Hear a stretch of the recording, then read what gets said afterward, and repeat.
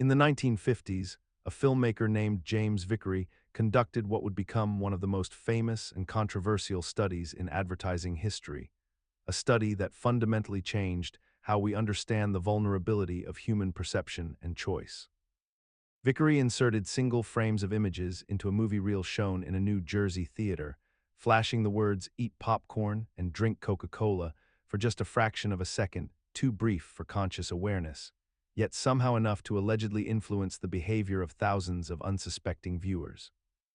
According to his claims, popcorn sales increased by 57% and Coca-Cola sales rose by 18%, suggesting that the human mind could be manipulated without knowledge or consent through stimuli below the threshold of conscious perception. The mechanism behind this theory rests on a disturbing assumption, that our conscious mind acts as a gatekeeper to our behavior, but that beneath this gate lies a vast subconscious realm where information accumulates and influences our choices without our rational mind ever detecting the intrusion,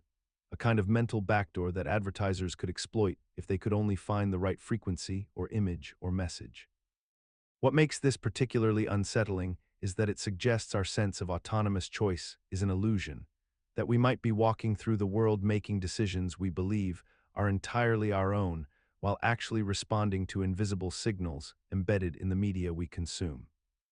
Yet perhaps most troubling of all is how this experiment, later discredited and proven false, how it persists in our collective consciousness as if it were fact, how we continue to accept the premise that such manipulation is possible and perhaps even happening all around us right now, in ways we cannot detect, woven into the fabric of every advertisement and stream and notification we encounter daily. And we have simply learned to live with this uncertainty without demanding definitive proof or protection.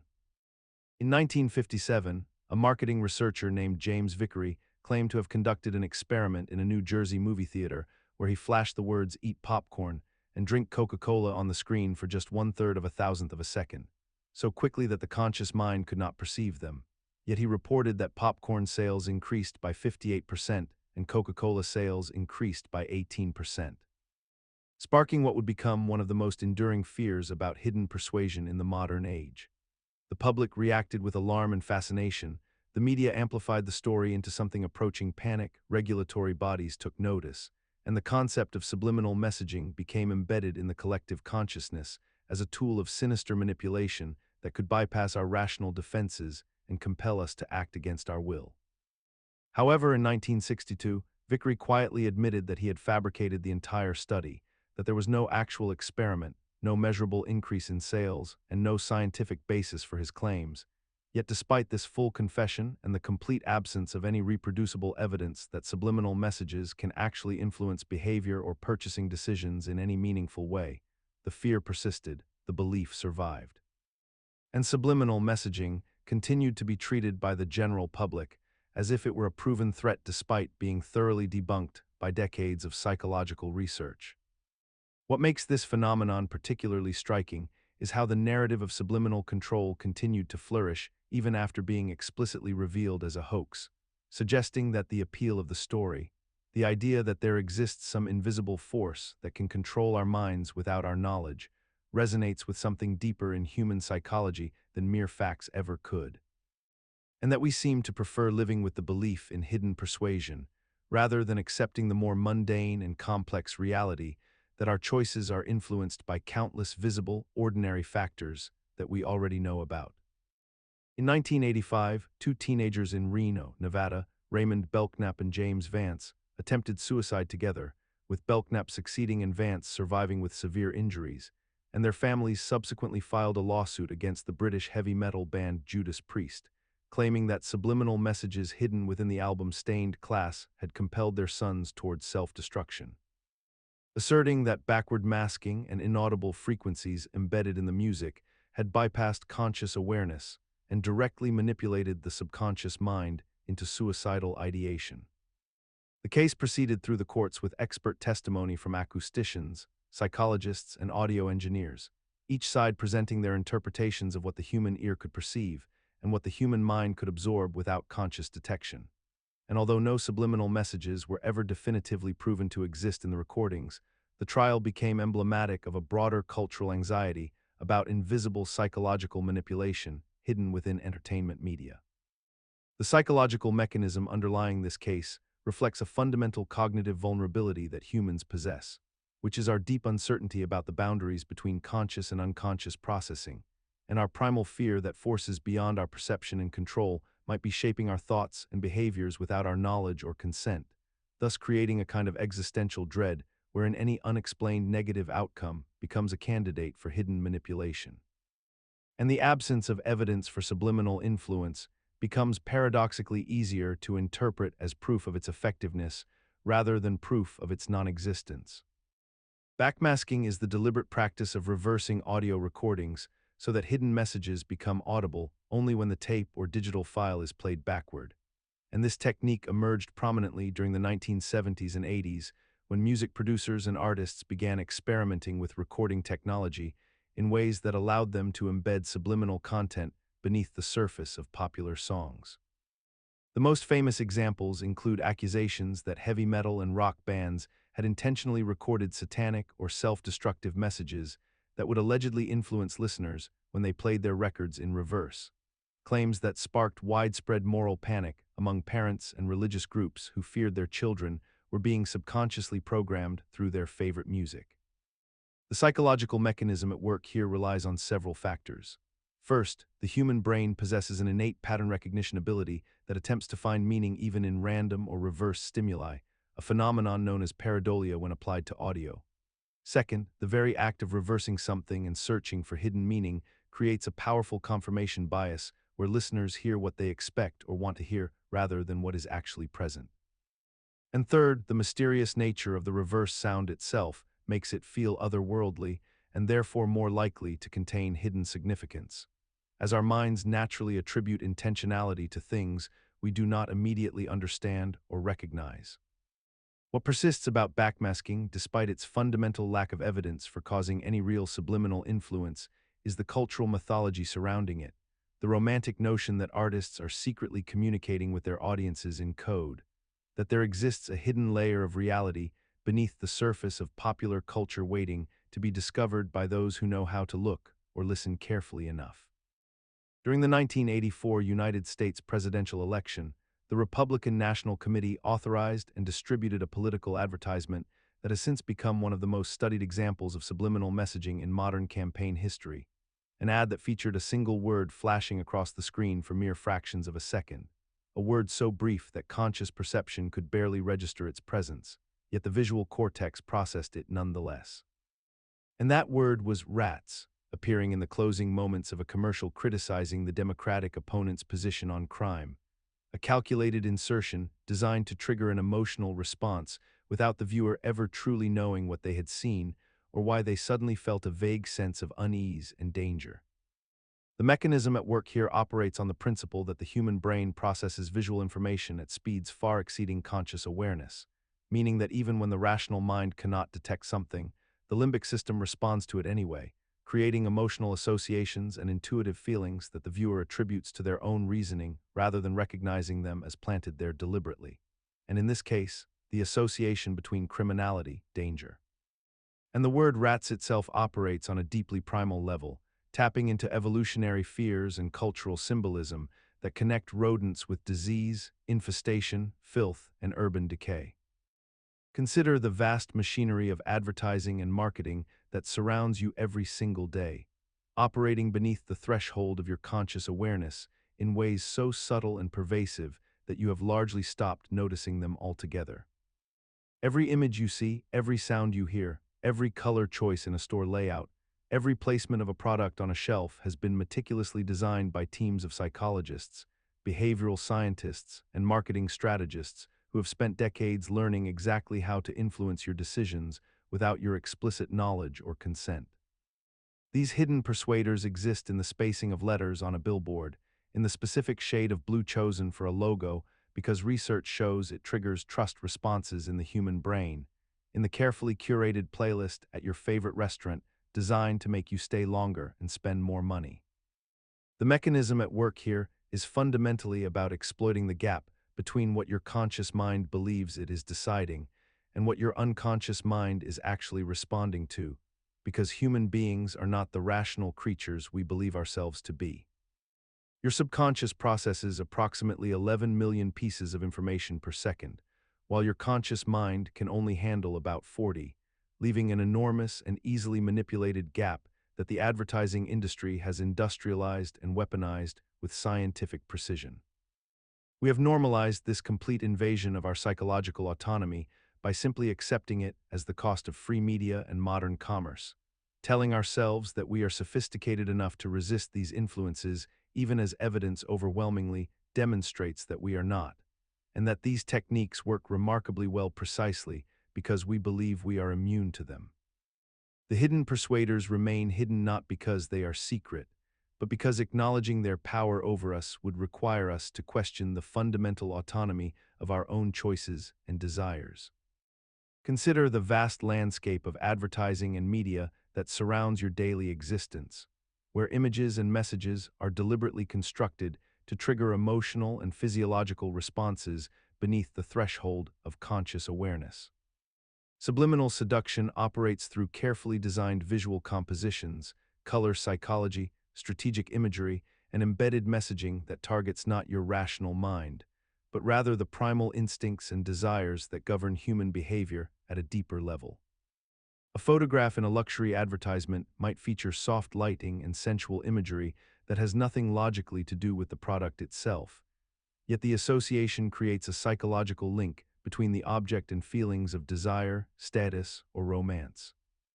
The mechanism behind this technique rests on decades of psychological research demonstrating that humans process far more visual and auditory information than reaches conscious awareness,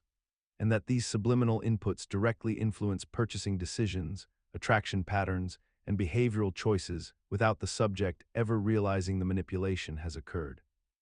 Neurological studies have shown that the brain responds to emotionally charged imagery within milliseconds, triggering dopamine releases and emotional associations before the prefrontal cortex even registers what the eyes have seen. What makes subliminal seduction particularly persistent in modern society is that we have collectively normalized the practice as merely clever marketing rather than psychological exploitation, accepting that our desires and preferences are constantly being shaped by invisible forces designed by experts in persuasion. We scroll through our feeds, we watch our programs, we notice the advertisements, yet the subliminal layers beneath those obvious messages continue to work on us undetected, rewiring our associations between products and emotions, between imagery and desire, all while our conscious mind believes it remains in control of its own preferences and choices. Consider the phenomenon of reverse speech, a practice rooted in the belief that when human language is reversed or played backward, hidden messages emerge that reveal truths the speaker unconsciously intended to communicate. Messages that supposedly bypass the conscious mind's filters and defenses to expose suppressed thoughts, repressed emotions, or intentional deceptions masked by forward-facing dialogue. This concept emerged prominently in the 1980s through the work of David Oates, who proposed that every person simultaneously speaks both forward and backward, creating a dual communication system where the reverse contains authentic psychological material that the conscious speaker cannot control or suppress. The mechanism behind this belief operates on several psychological layers. First, there exists the pattern recognition instinct inherent to human cognition, whereby our brains are evolutionarily wired to find meaning in ambiguous stimuli, to connect dots even when connections do not genuinely exist, and to extract signal from noise as a survival mechanism that once protected us, but now leaves us vulnerable to seeing significance in randomness. Second, there functions the confirmation bias that shapes how we interpret any reversed audio we encounter, because once we are told that certain syllables supposedly constitute a hidden message,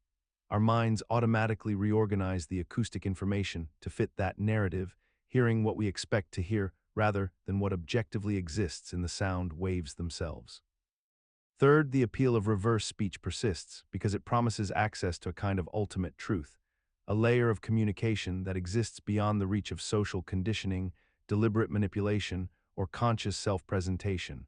offering the seductive notion that reality contains hidden depths accessible only to those willing to listen differently. Throughout the history of Disney animation, particularly spanning the 1980s through the 2000s, persistent rumors have circulated among viewers claiming that subliminal frames containing adult imagery, hidden messages, or disturbing content were deliberately inserted into family films during production, often said to be placed by animators as a form of subtle rebellion or corporate sabotage against the stringent creative controls imposed upon them. These rumors cite specific examples such as alleged phallic shapes hidden within background elements, supposedly obscene words embedded in dust particles or cloud formations, frames containing nude or sexually suggestive imagery said to appear for only a single frame or two, making them imperceptible to the casual viewer but theoretically detectable through frame-by-frame analysis on modern home video equipment. The psychological mechanism driving the persistence of these rumors operates on several levels simultaneously. First, there exists a genuine human tendency to find patterns and meaning in random visual information, a cognitive phenomenon known as pareidolia, which causes our brains to perceive familiar or significant shapes and images even when they do not intentionally exist, making any ambiguous background detail a potential candidate for conspiratorial interpretation. Second, the rumors tap into a deep cultural anxiety about hidden adult content infiltrating children's media, a fear that resonates powerfully with parents and creates a self-perpetuating cycle where people actively search for confirmation of these theories. And when they encounter ambiguous imagery, they interpret it through the lens of what they already believe they might find. Third, these rumors serve a psychological function by allowing people to feel that they possess secret knowledge or insider awareness about major corporations, creating a sense of intellectual superiority and special understanding compared to the general population who accepts the official narrative uncritically. Consider the curious phenomenon of the Husker Du Toy advertisement that emerged in the 1980s, a small plastic puzzle game that became inexplicably ubiquitous across television screens during children's programming blocks, presenting itself as an essential item that every child supposedly needed to possess despite its fundamental simplicity and lack of any meaningful educational or entertainment value beyond the most basic sensory engagement. The advertisement itself operated on a peculiar psychological principle whereby the toy was presented not as an object of play or learning, but rather as a marker of social belonging and peer acceptance, with scenes showing groups of children gathered around the device in states of apparent rapture, their faces glowing with artificial enthusiasm as they manipulated the small colored tiles within their square frame, creating an atmosphere of collective desire that had nothing to do with the actual mechanical function of the object itself. What makes this phenomenon particularly fascinating from a subliminal perspective is the way the advertisement constructed a false scarcity mindset, suggesting through rapid cuts and energetic narration that this toy possessed qualities that made it fundamentally different from other toys available at the time, when in reality it was merely a repackaged version of puzzles that had existed for decades, differentiated only by branding and marketing saturation. The mechanism operates on the principle that if something is shown frequently enough, surrounded by enough visual excitement and peer validation, the human brain begins to process repetition as evidence of value, converting mere exposure into perceived necessity. And this particular advertisement became so normalized within the cultural landscape of childhood that multiple generations grew up believing they remembered the toy being universally beloved, when in fact most people's entire relationship with the product existed purely through the advertisement itself rather than through genuine play or experience. Consider the experience of hearing a song for the first time, perhaps one you find mildly irritating or altogether unpleasant, yet within weeks of repeated exposure through radio stations, streaming playlists, or social environments, you find yourself humming the melody and experiencing genuine enjoyment where there was once indifference or mild aversion. This phenomenon extends far beyond music into the vast landscape of human preference formation, where repeated exposure to stimuli, whether advertisements, faces, brand logos, or even abstract shapes, gradually increases your liking and preference for those stimuli through a mechanism that requires no conscious deliberation or logical evaluation. The mere exposure effect reveals that familiarity breeds fondness, not contempt as the old saying suggests, and this occurs through a neurological process where repeated encounters with a stimulus reduce the cognitive effort required to process it, creating a subjective experience of ease and fluency that your brain interprets as positive emotion or preference. When you encounter something unfamiliar, your brain must work harder to parse and understand it, generating what researchers call cognitive strain, but with repeated exposure, this processing becomes automatic and effortless, and your brain, evolutionarily primed to trust the familiar and view ease of processing as a signal of safety and validity, generates a positive affective response that feels like genuine preference. The remarkable and somewhat unsettling aspect of this mechanism is that it operates largely outside conscious awareness and continues to influence your preferences even when you logically understand the mechanism itself, meaning that understanding the mere exposure effect provides little protection against its influence, as the effect functions at a level of psychological processing that bypasses rational evaluation. Consider the moment you walk into a coffee shop and the aroma of freshly ground beans fills your nostrils before you even see the display case, and suddenly you feel compelled to purchase something despite having no intention to do so when you entered, or think about how a single word mentioned in casual conversation can hijack your thoughts for hours afterward, causing you to notice that word appearing everywhere around you in advertisements and overheard conversations, as though the universe has conspired to reinforce it into your consciousness. This is priming, and it operates as one of the most invisible yet pervasive forces shaping your decisions and perceptions throughout your entire day. Priming works by exposing you to a stimulus that activates related concepts in your mind without your conscious awareness, essentially preparing your mental pathways to receive and accept information more readily, making you more susceptible to suggestions and behaviors that align with whatever was just introduced to your awareness. When you see an image of wealth and luxury before browsing products, you're primed to associate those items with status and desire, making you more likely to purchase them at higher price points than you otherwise would. Or when you hear certain words related to elderly people in an experiment, participants unconsciously walk more slowly afterward, their bodies physically responding to a cognitive prime they did not even realize was affecting them. The mechanism operates through associative networks in your brain, where concepts are linked together like an interconnected web, and when one node is activated, nearby nodes light up in sympathetic response, creating a cascade of related thoughts and impulses that feel entirely organic and self-generated. The notion that we can absorb complex information while sleeping, that we might learn a new language, master mathematical concepts, or retain detailed knowledge simply by playing audio recordings throughout the night, persists as one of the most seductive beliefs in modern self-improvement culture, despite decades of neuroscientific evidence demonstrating its fundamental impossibility. When we sleep, our brains enter fundamentally different states of consciousness across multiple stages, and during deep sleep and rapid eye movement sleep, the neural mechanisms responsible for encoding new memories, forming semantic associations, and integrating information into existing knowledge networks are significantly dampened or entirely offline.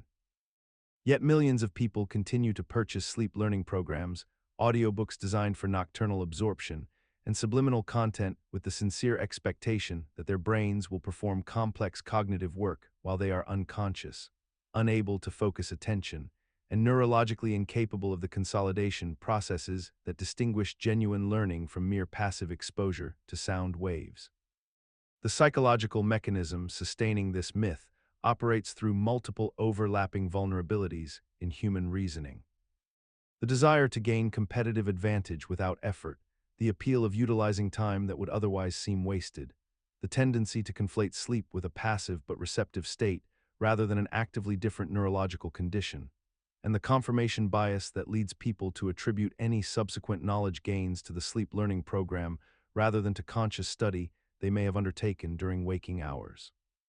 We have normalized this impossibility through marketing narratives that promise efficiency and optimization, transforming a clear neurological fact into merely another wellness option, another self-help product category alongside countless others, until the distinction between what is actually possible and what is merely being sold has become thoroughly blurred in the contemporary landscape of productivity culture. Imagine a state in which your conscious mind has surrendered to sleep, yet information continues to flow into your brain through the medium of audio, attempting to establish itself within your neural pathways without the barrier of critical analysis that would normally filter and evaluate such input. This is hypnopedia, the concept of learning while asleep, a phenomenon that has fascinated researchers, marketers, and those seeking cognitive enhancement for decades. During sleep, the brain does not simply shut down into an inert state. Rather, it continues to process sensory information, consolidate memories, and engage in complex neurological reorganization, and this ongoing activity has led many to theorize that carefully designed audio content might embed itself into the sleeping mind with greater ease than it could during waking hours when skepticism and logical reasoning actively resist persuasion.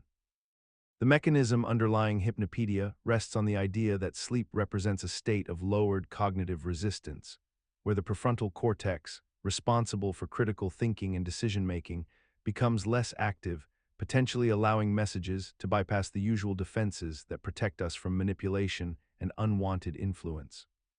Sleep in this framework becomes not a sanctuary from the world's pressures, but rather a window of vulnerability, a time when the mind becomes malleable and susceptible to reshaping through repeated exposure to suggestion, affirmation, and behavioral instruction.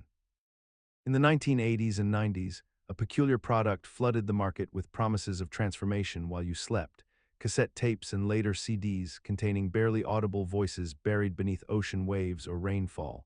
supposedly speaking directly to your unconscious mind about confidence, weight loss, wealth attraction, or relationship success. And millions of people purchased these products with genuine hope that hidden messages could rewire their deepest beliefs without the effort of conscious work or behavioral change.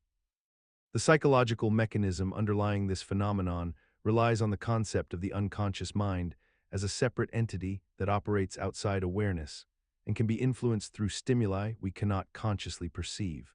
combined with the human tendency to attribute changes in our lives to external sources rather than our own agency.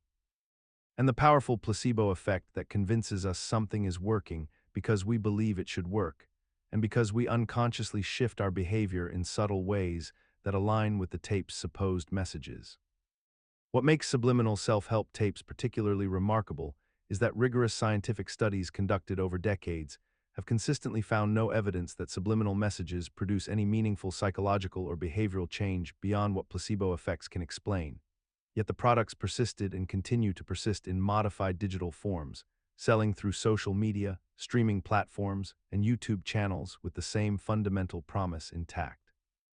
We live in a civilization that has systematized the pursuit of comfort to such an extent that we have essentially engineered our own contentment, and in doing so, we have surrendered the very freedoms that once defined us. In our modern world, convenience has become the primary currency of exchange, and we willingly trade away our autonomy, our privacy, and our capacity for genuine thought in exchange for streamlined experiences, personalized content, and frictionless transactions. Every application we use, every device we carry, every service we subscribe to is meticulously designed to anticipate our desires before we even consciously recognize them ourselves, creating a feedback loop where our choices become increasingly predictable and our behavior increasingly automated. We scroll through feeds curated by algorithms that know us better than we know ourselves. We consume entertainment specifically engineered to trigger dopamine responses, and we outsource our decision-making to systems that have learned exactly how to manipulate our psychological vulnerabilities. This condition persists because it operates beneath the threshold of our awareness. The architecture of this comfortable prison is so seamlessly integrated into our daily lives that we no longer perceive it as restrictive. The genius of this system lies in the fact that it does not feel like control, but rather like liberation, and we enthusiastically participate in our own conditioning because we experience it as empowerment. We have accepted a bargain where contentment replaces freedom, where safety replaces autonomy, and where the illusion of choice masks the reality of predetermined pathways. This is not the result of any singular conspiracy, but rather the inevitable outcome of a society that has optimized every system to prioritize convenience and pleasure, creating a world so perfectly tailored to our immediate desires that we have lost the motivation to imagine anything beyond it. You lie in bed at night, your phone positioned on your nightstand or speaker playing softly in the darkness, and a gentle voice begins repeating the same phrases over and over again, hour after hour, designed to sink into your unconscious mind while you drift toward sleep. These are audio affirmation loops, pre-recorded messages that cycle endlessly through statements about success, worthiness, healing, abundance, and self-improvement, each one carefully crafted to bypass your critical thinking faculties and embed themselves directly into your subconscious belief system during the vulnerable state between wakefulness and deep sleep. The mechanism is rooted in the psychological principle that repetition, combined with the relaxed state of near sleep, can weaken your rational defenses and allow suggestions to take root in your mind more easily than during waking hours, essentially using your brain's natural transition into sleep as a window of opportunity for direct persuasion and belief installation. The voice is usually calm, soothing, sometimes accompanied by binaural beats or nature sounds, and the messages are positive in tone, which makes them feel benign and even beneficial, yet they operate on the same fundamental principle as any form of repetitive suggestion, whether consciously intended or not. What persists about this practice despite its questionable scientific basis is our deep cultural hunger for self-transformation without conscious effort, our desire to believe that we can reprogram ourselves passively while we sleep, that we can become different versions of ourselves simply by outsourcing our self-talk to a recorded voice and letting it work while we're helpless to resist it. We have normalized the idea that our subconscious minds are tools to be hacked, that they operate according to principles of suggestion and repetition rather than critical evaluation, and that the most efficient way to change ourselves is not through deliberate action or genuine reflection, but through the accumulation of repeated affirmations whispered to us in the dark when our defenses are down. Deep within the architecture of human auditory perception lies a peculiar vulnerability that has been systematically exploited through what we call binaural beats, a phenomenon where two slightly different frequencies are played into each ear simultaneously, creating the illusion of a third frequency that exists only within the listener's brain. When you listen to a tone of 199 Hz in your left ear and 200 Hz in your right ear, your brain doesn't simply hear two separate sounds, but instead generates a phantom frequency of 1 Hz, a delta wave associated with deep sleep and unconsciousness. This mathematical gap between the frequencies becomes a doorway through which external influence can enter the most protected spaces of your mind, and the industry surrounding sleep has weaponized this understanding to create an entire ecosystem of guided audio programs that promise rest while delivering something far more insidious. The mechanism operates on the principle that your brain is fundamentally a pattern recognition system that cannot distinguish between an internally generated frequency and external reality, meaning that when binaural beats entrain your brainwave patterns downward toward delta or theta frequencies, you experience a genuine neurological shift, whether you consciously understand what's happening or not. Sleep researchers discovered decades ago that brainwave entrainment through audio stimulation works with measurable consistency, and this knowledge has been absorbed into an enormous marketplace of apps, YouTube videos, and meditation platforms that use binaural beats as their primary delivery mechanism for subliminal content hidden beneath nature sounds or ambient music. What makes this particularly effective is that binaural beats operate below the threshold of conscious recognition, meaning you cannot actively resist what you cannot perceive, and your critical thinking faculties are deliberately bypassed through the very mechanism that makes the technology work, creating a state where your mind becomes maximally suggestible precisely when it should be its most guarded. Imagine sitting in a darkened room while a researcher positions a mechanical device in front of your eyes, a device engineered to flash images across your visual field so rapidly that your conscious mind cannot process what you have seen, yet your brain receives the information nonetheless. This is the tachistoscope, an instrument developed in the mid-20th century that became synonymous with subliminal perception research, capable of displaying visual stimuli for durations as brief as a single millisecond, far below the threshold of conscious awareness. The mechanism is deceptively simple. Light passes through a rotating disc with precisely cut apertures, or electronic shutters control the timing with mechanical precision,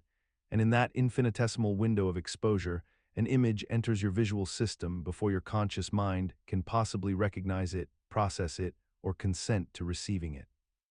What happens next is where the psychological architecture becomes genuinely unsettling, because while you cannot consciously report what you saw, your brain has nevertheless registered the information, and this registered data can influence your subsequent thoughts, feelings, and behaviors in measurable ways. The mechanism underlying this phenomenon rests on the distinction between conscious perception and unconscious processing,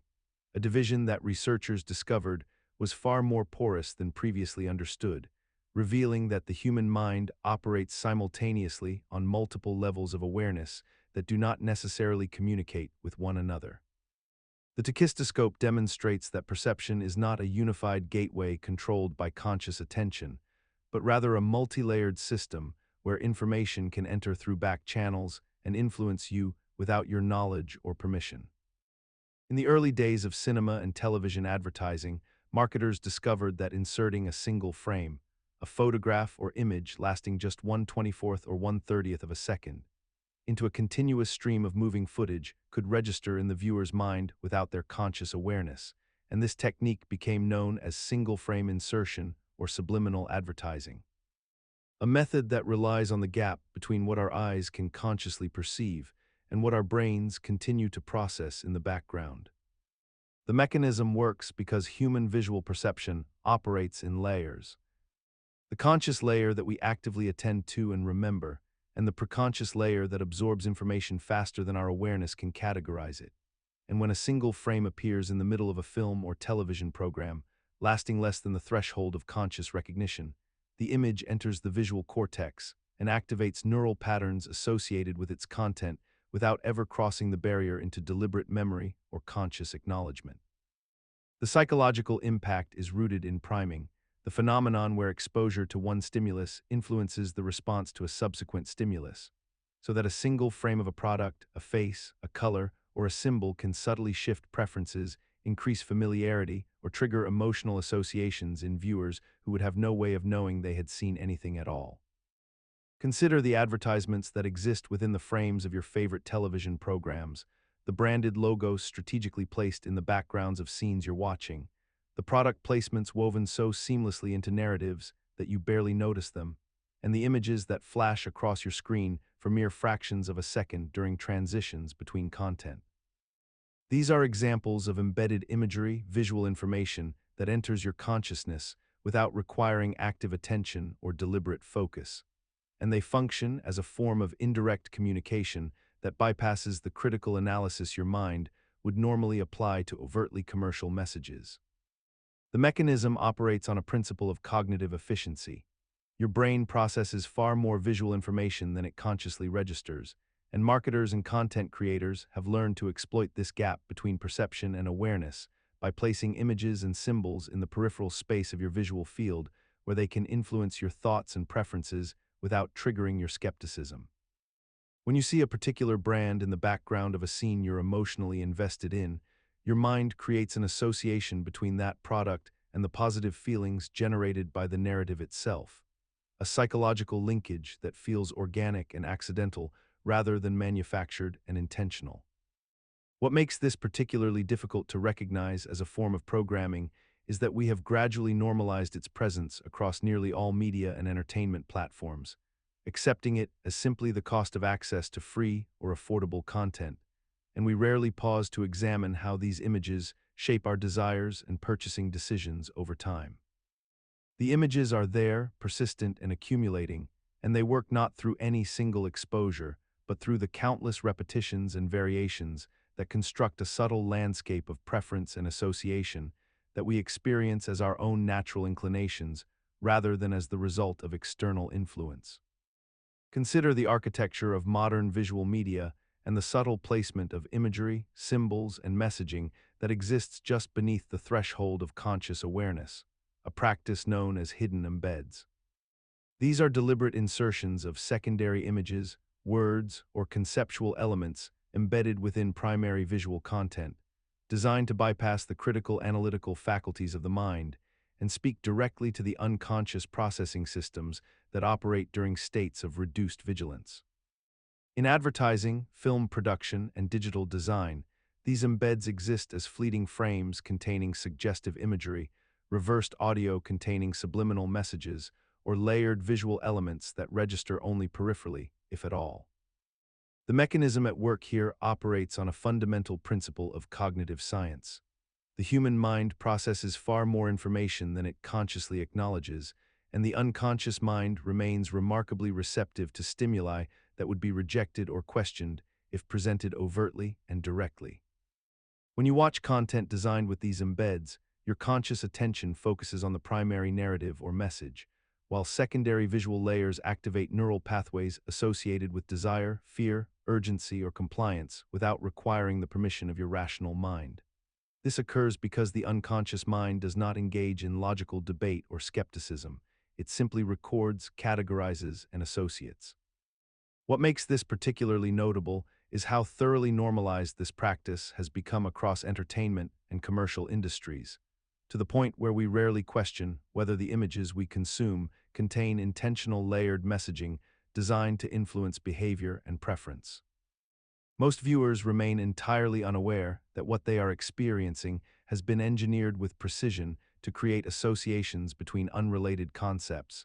or to reinforce particular behavioral patterns through repetition at subthreshold levels where resistance cannot form.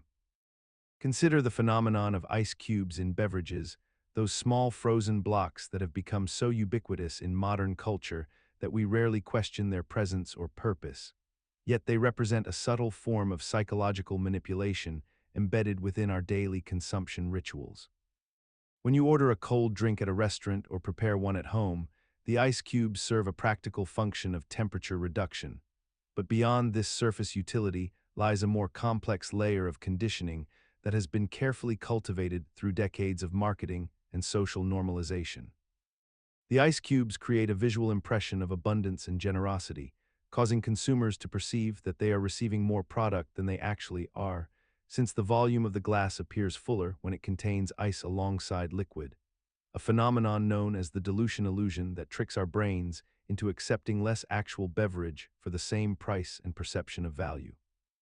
The sound of ice cubes clinking against glass has been weaponized as an auditory trigger through countless advertisements, associating that specific sound with refreshment, satisfaction, and social acceptance, creating a Pavlovian response where we feel compelled to drink beverages containing ice even when room temperature alternatives might be more practical or healthful. The cold sensation provided by ice cubes numbs our taste receptors and masks the actual flavor profile of drinks, which allows manufacturers to use lower quality ingredients, reduced sugar content that we cannot detect, and chemical additives that become imperceptible when the mouth is frozen, effectively training our palates to accept inferior products without conscious resistance.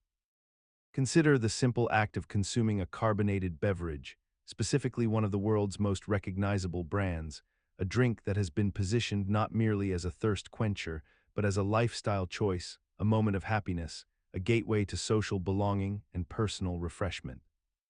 The Coca-Cola Corporation has spent over a century and hundreds of billions of dollars constructing an elaborate psychological architecture around the consumption of their product, embedding it so deeply into the fabric of human culture that the act of drinking it has become synonymous with celebration, rest, and contentment itself. When you see an advertisement depicting a group of friends sharing a cold bottle on a summer day, or a tired worker finding solace in that first sip after a long shift, or families gathering around a table with the product as the centerpiece of their togetherness,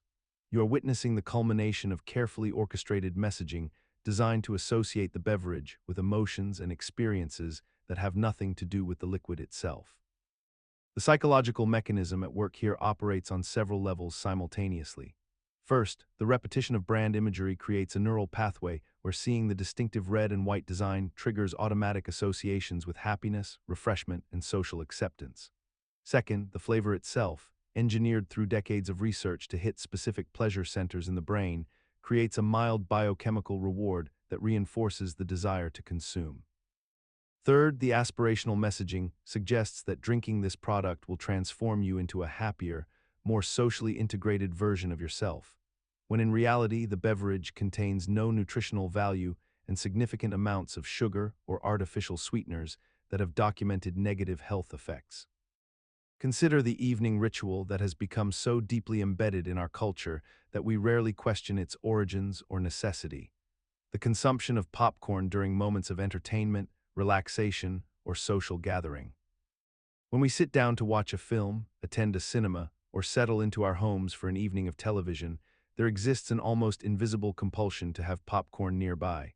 a snack that serves no particular nutritional purpose, yet has become so intertwined with the act of consuming media that the two experiences feel inseparable from one another.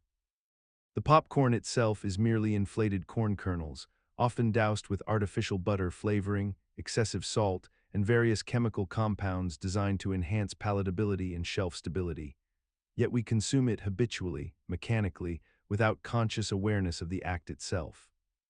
The mechanism underlying this behavior operates on several interconnected levels. First, there is the sensory distraction element, where the act of chewing, the texture of the kernel, and the occupation of our hands creates a form of stimulation that mirrors the stimulation we receive from the screen before us, essentially doubling our sensory input and deepening our engagement with the entertainment. Second, there exists a profound psychological association that has been cultivated over decades of marketing, social conditioning, and collective experience, wherein popcorn has become so thoroughly linked with leisure, enjoyment, and community that its absence feels like something is missing from the experience itself. Third, the act of eating provides us with a continuous, repetitive behavior that occupies our conscious mind just enough to prevent deeper introspection or discomfort, creating a buffer between ourselves and our own thoughts. What makes this particularly remarkable is how thoroughly this behavior has normalized itself despite lacking any genuine logical foundation. Popcorn provides minimal nutrition, often contains ingredients we would consciously reject if we truly examined them, and the habit persists even when we intellectually recognize that we are not genuinely hungry. Consider the invisible threshold that exists between human perception and digital reality, a boundary so thin it measures merely 1/3000th of a second, and yet this minuscule span of time contains enough space for manipulation to occur entirely beyond your conscious awareness. When you watch a video online, scroll through social media, or view an advertisement, images are being flashed before your eyes at speeds that bypass your rational mind completely, inserted between frames at intervals so brief that your conscious processing system cannot register them, yet your subconscious absorbs every detail with perfect clarity. This phenomenon, often called subliminal exposure, exploits a fundamental gap in human neurology, the space between stimulus and perception, between the sensory input reaching your brain and the conscious recognition of that input forming into thought. The mechanism is remarkably straightforward. Your eyes receive visual information far faster than your conscious mind can process it, meaning there exists a processing lag where material can be presented, absorbed neurologically, and stored in memory without ever reaching the threshold of your awareness, without you ever knowing it happened. Your brain registers emotion, association, and implicit memory from these imperceptible flashes, building neural pathways and preferences without any conscious deliberation or choice on your part. What is particularly unsettling is how normalized this practice has become within digital culture, how it persists despite widespread knowledge of its existence, and despite the ethical implications being thoroughly documented and understood. Regulatory bodies provide only token oversight while the technology proliferates unchecked across platforms, embedded in entertainment, advertising, and even educational content, operating on the assumption that what you cannot consciously perceive cannot harm you, a rationalization that contradicts everything neuroscience has revealed about implicit learning and unconscious influence on behavior and belief formation. Your eyes close at night, and yet the world does not disappear completely into absolute darkness, does it? Instead, there exists a strange lingering quality to what you have just seen, a phantom afterimage that hovers in your visual field for fractions of a second after the stimulus has vanished, and this phenomenon is called persistence of vision. When you observe a bright light and then close your eyes or look away, that light does not immediately cease to exist in your perception. Rather, it remains burned into your retina and projected onto the darkness behind your eyelids, fading gradually over the course of several milliseconds. This is not a malfunction of your eyes or brain, but rather a fundamental characteristic of how human vision evolved and continues to function in the present moment. The photoreceptor cells in your retina, those light-sensitive structures called rods and cones, do not respond instantaneously to changes in light. They take time to reset after absorbing photons, and this brief delay creates a continuity where none truly exists. This same mechanism allowed our ancestors to perceive smooth motion rather than a flickering series of static images, which would have made it nearly impossible to track moving predators or prey effectively. Yet what began as a survival adaptation has become something far more complex in the modern world. Motion picture technology, animated media, and digital displays all exploit this persistence of vision, deliberately presenting a series of still images in rapid succession, knowing that your brain will automatically connect them into fluid movement. You have internalized this phenomenon so completely that you no longer question it. You accept that 24 still photographs displayed sequentially each second somehow become a coherent narrative. The strange aspect is not that this happens, but rather that we have built an entire civilization of entertainment and information dissemination upon this quirk of biology, normalizing the conversion of discrete static moments into perceived continuity. There exists a peculiar boundary in human perception where stimuli cease to register consciously, yet continue to influence behavior and thought patterns at depths we cannot readily access. And this boundary, known as the threshold of awareness, represents one of the most fundamental vulnerabilities in how we process reality.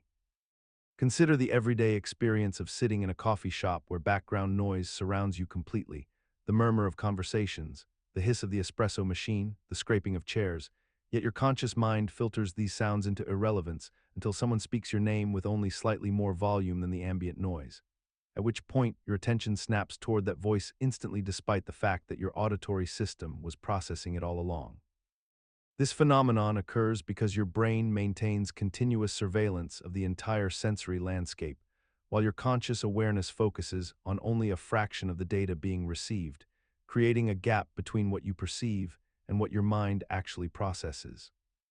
The threshold of awareness operates as a kind of guardian at the gates of consciousness, determining what crosses through into your deliberate attention and what remains in the shadows of subliminal processing. Yet this threshold is not fixed or stable, but rather fluctuates based on attention, stress, fatigue, emotional state, and countless environmental factors. What makes this truly significant is that information below this threshold still reaches your brain, still activates neural pathways, still influences decisions and emotions and behaviors, yet you remain entirely unaware that any influence has occurred at all, creating a systematic blind spot in your understanding of your own motivations. The limen is the threshold between conscious and unconscious awareness, the precise point where sensation transforms into perception, where stimuli cease to register as mere neural noise and instead become something the mind acknowledges as real and present. Consider how you might sit in a room where a clock ticks steadily, and within moments your conscious attention releases it entirely, yet the moment someone asks you about the sound, you become acutely aware it has been there all along, persistent and unchanging. This is the limen in action, the invisible boundary that determines what crosses into your awareness and what remains relegated to the vast darkness of unprocessed experience. The psychological mechanism underlying this phenomenon involves the concept of signal detection and the brain's remarkable capacity for selective filtering, where your sensory apparatus is constantly bombarded with millions of data points. Yet only a fraction ever reach conscious awareness because the brain has evolved to prioritize only information deemed relevant to survival, comfort, or current mental focus. Your attention acts as a gatekeeping system, and the limen is the gate itself, dynamic and responsive to context, emotion, and expectation.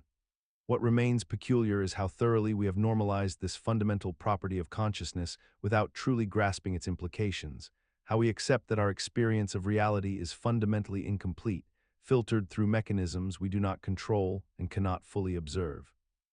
We proceed through existence convinced of the continuity and completeness of our perception, yet scientific evidence consistently demonstrates that we are blind to the vast majority of what surrounds us, that we construct a simplified narrative of reality rather than experience reality as it exists.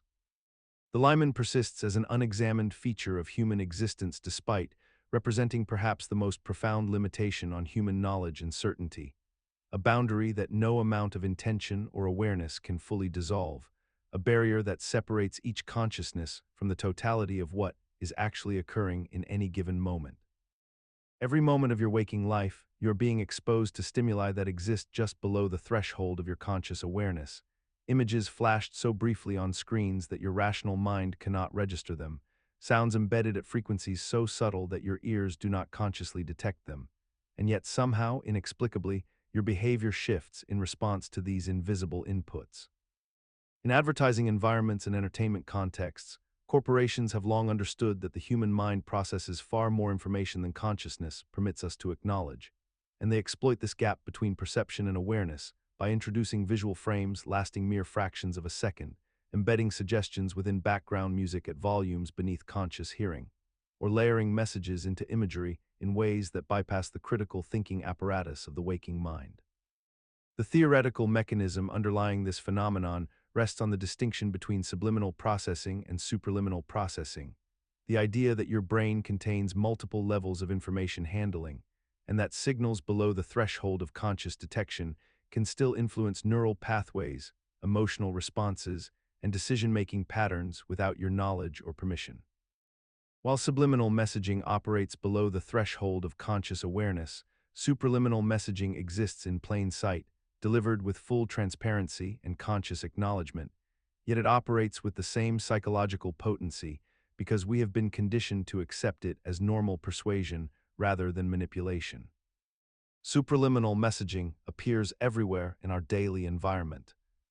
The carefully crafted language of advertisements that explicitly tell us to buy products, the news broadcasts that frame information in ways designed to trigger specific emotional responses, the social media posts from influencers who openly disclose they are being paid to endorse items while still wielding tremendous persuasive power, and the political messaging that campaigns deliver directly to our consciousness, knowing full well that repetition and emotional framing matter far more than the literal truth of the statements. The mechanism behind supraliminal messaging relies on our assumption that because something is presented transparently and consciously perceived, we are protected from its influence, when in reality the opposite may be true. Our conscious minds become the target precisely because we believe we are defending them, and this paradox creates an environment where obvious persuasion becomes extraordinarily effective. We grant supraliminal messages a kind of permission structure that we withhold from hidden influence, telling ourselves that we can handle direct persuasion because we can see it coming and evaluate it rationally. Yet neuroscience demonstrates that emotional content, repetitive exposure, and framing effects bypass our rational faculties even when we are fully aware of the persuasive intent. The normalization of supraliminal messaging has become so complete that we no longer question why multi-billion-dollar industries spend vast resources perfecting the craft of persuasion, nor do we acknowledge the asymmetry of resources between those crafting messages and those receiving them. The fear of mind control operates within the human consciousness as a deeply persistent anxiety, one that has taken root across generations despite our rational understanding that direct mental manipulation remains largely theoretical rather than practically achievable in the way popular culture suggests. In modern society, individuals experience genuine distress when contemplating the possibility that their thoughts, decisions, or behaviors might be influenced or controlled by external forces, whether those forces are technological in nature, governmental in scope, or psychological in mechanism, and this fear manifests in various ways throughout daily life. From concerns about social media algorithms shaping our preferences to worries about subliminal messaging, in advertising to anxieties about pharmaceutical or neurological interventions altering our core sense of self and autonomy. The psychological mechanism underlying this particular fear operates on several interconnected levels, beginning with our fundamental need to maintain a sense of agency and control over our own minds, a requirement so essential to our psychological well-being that any perceived threat to it triggers deep existential anxiety, and this mechanism is further amplified by our legitimate observations that technology and institutions do indeed influence our behavior in measurable ways. Meaning that the fear contains a kernel of truth, which then expands into much larger territories of concern and speculation.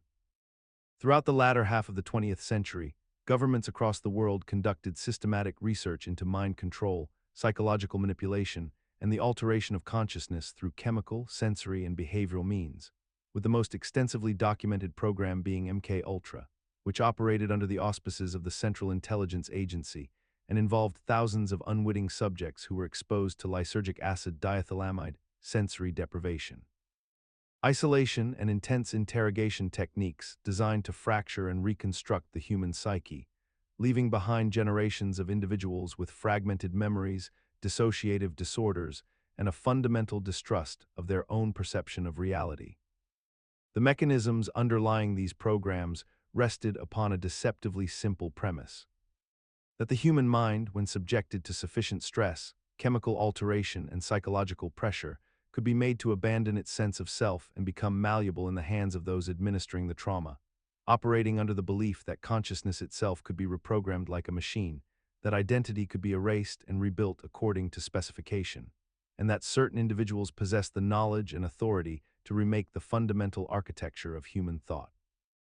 During the decades following the Second World War, two superpowers emerged from the ashes of global conflict with fundamentally incompatible ideologies, nuclear arsenals, and territorial ambitions, creating a geopolitical standoff that would define an entire era and seep deeply into the collective consciousness of millions of ordinary people across the world.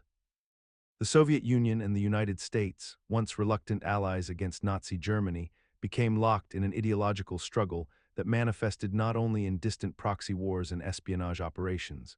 but also in the daily lives of citizens who were conditioned to view their opposite superpower not merely as a political rival, but as an existential threat capable of instantaneous annihilation.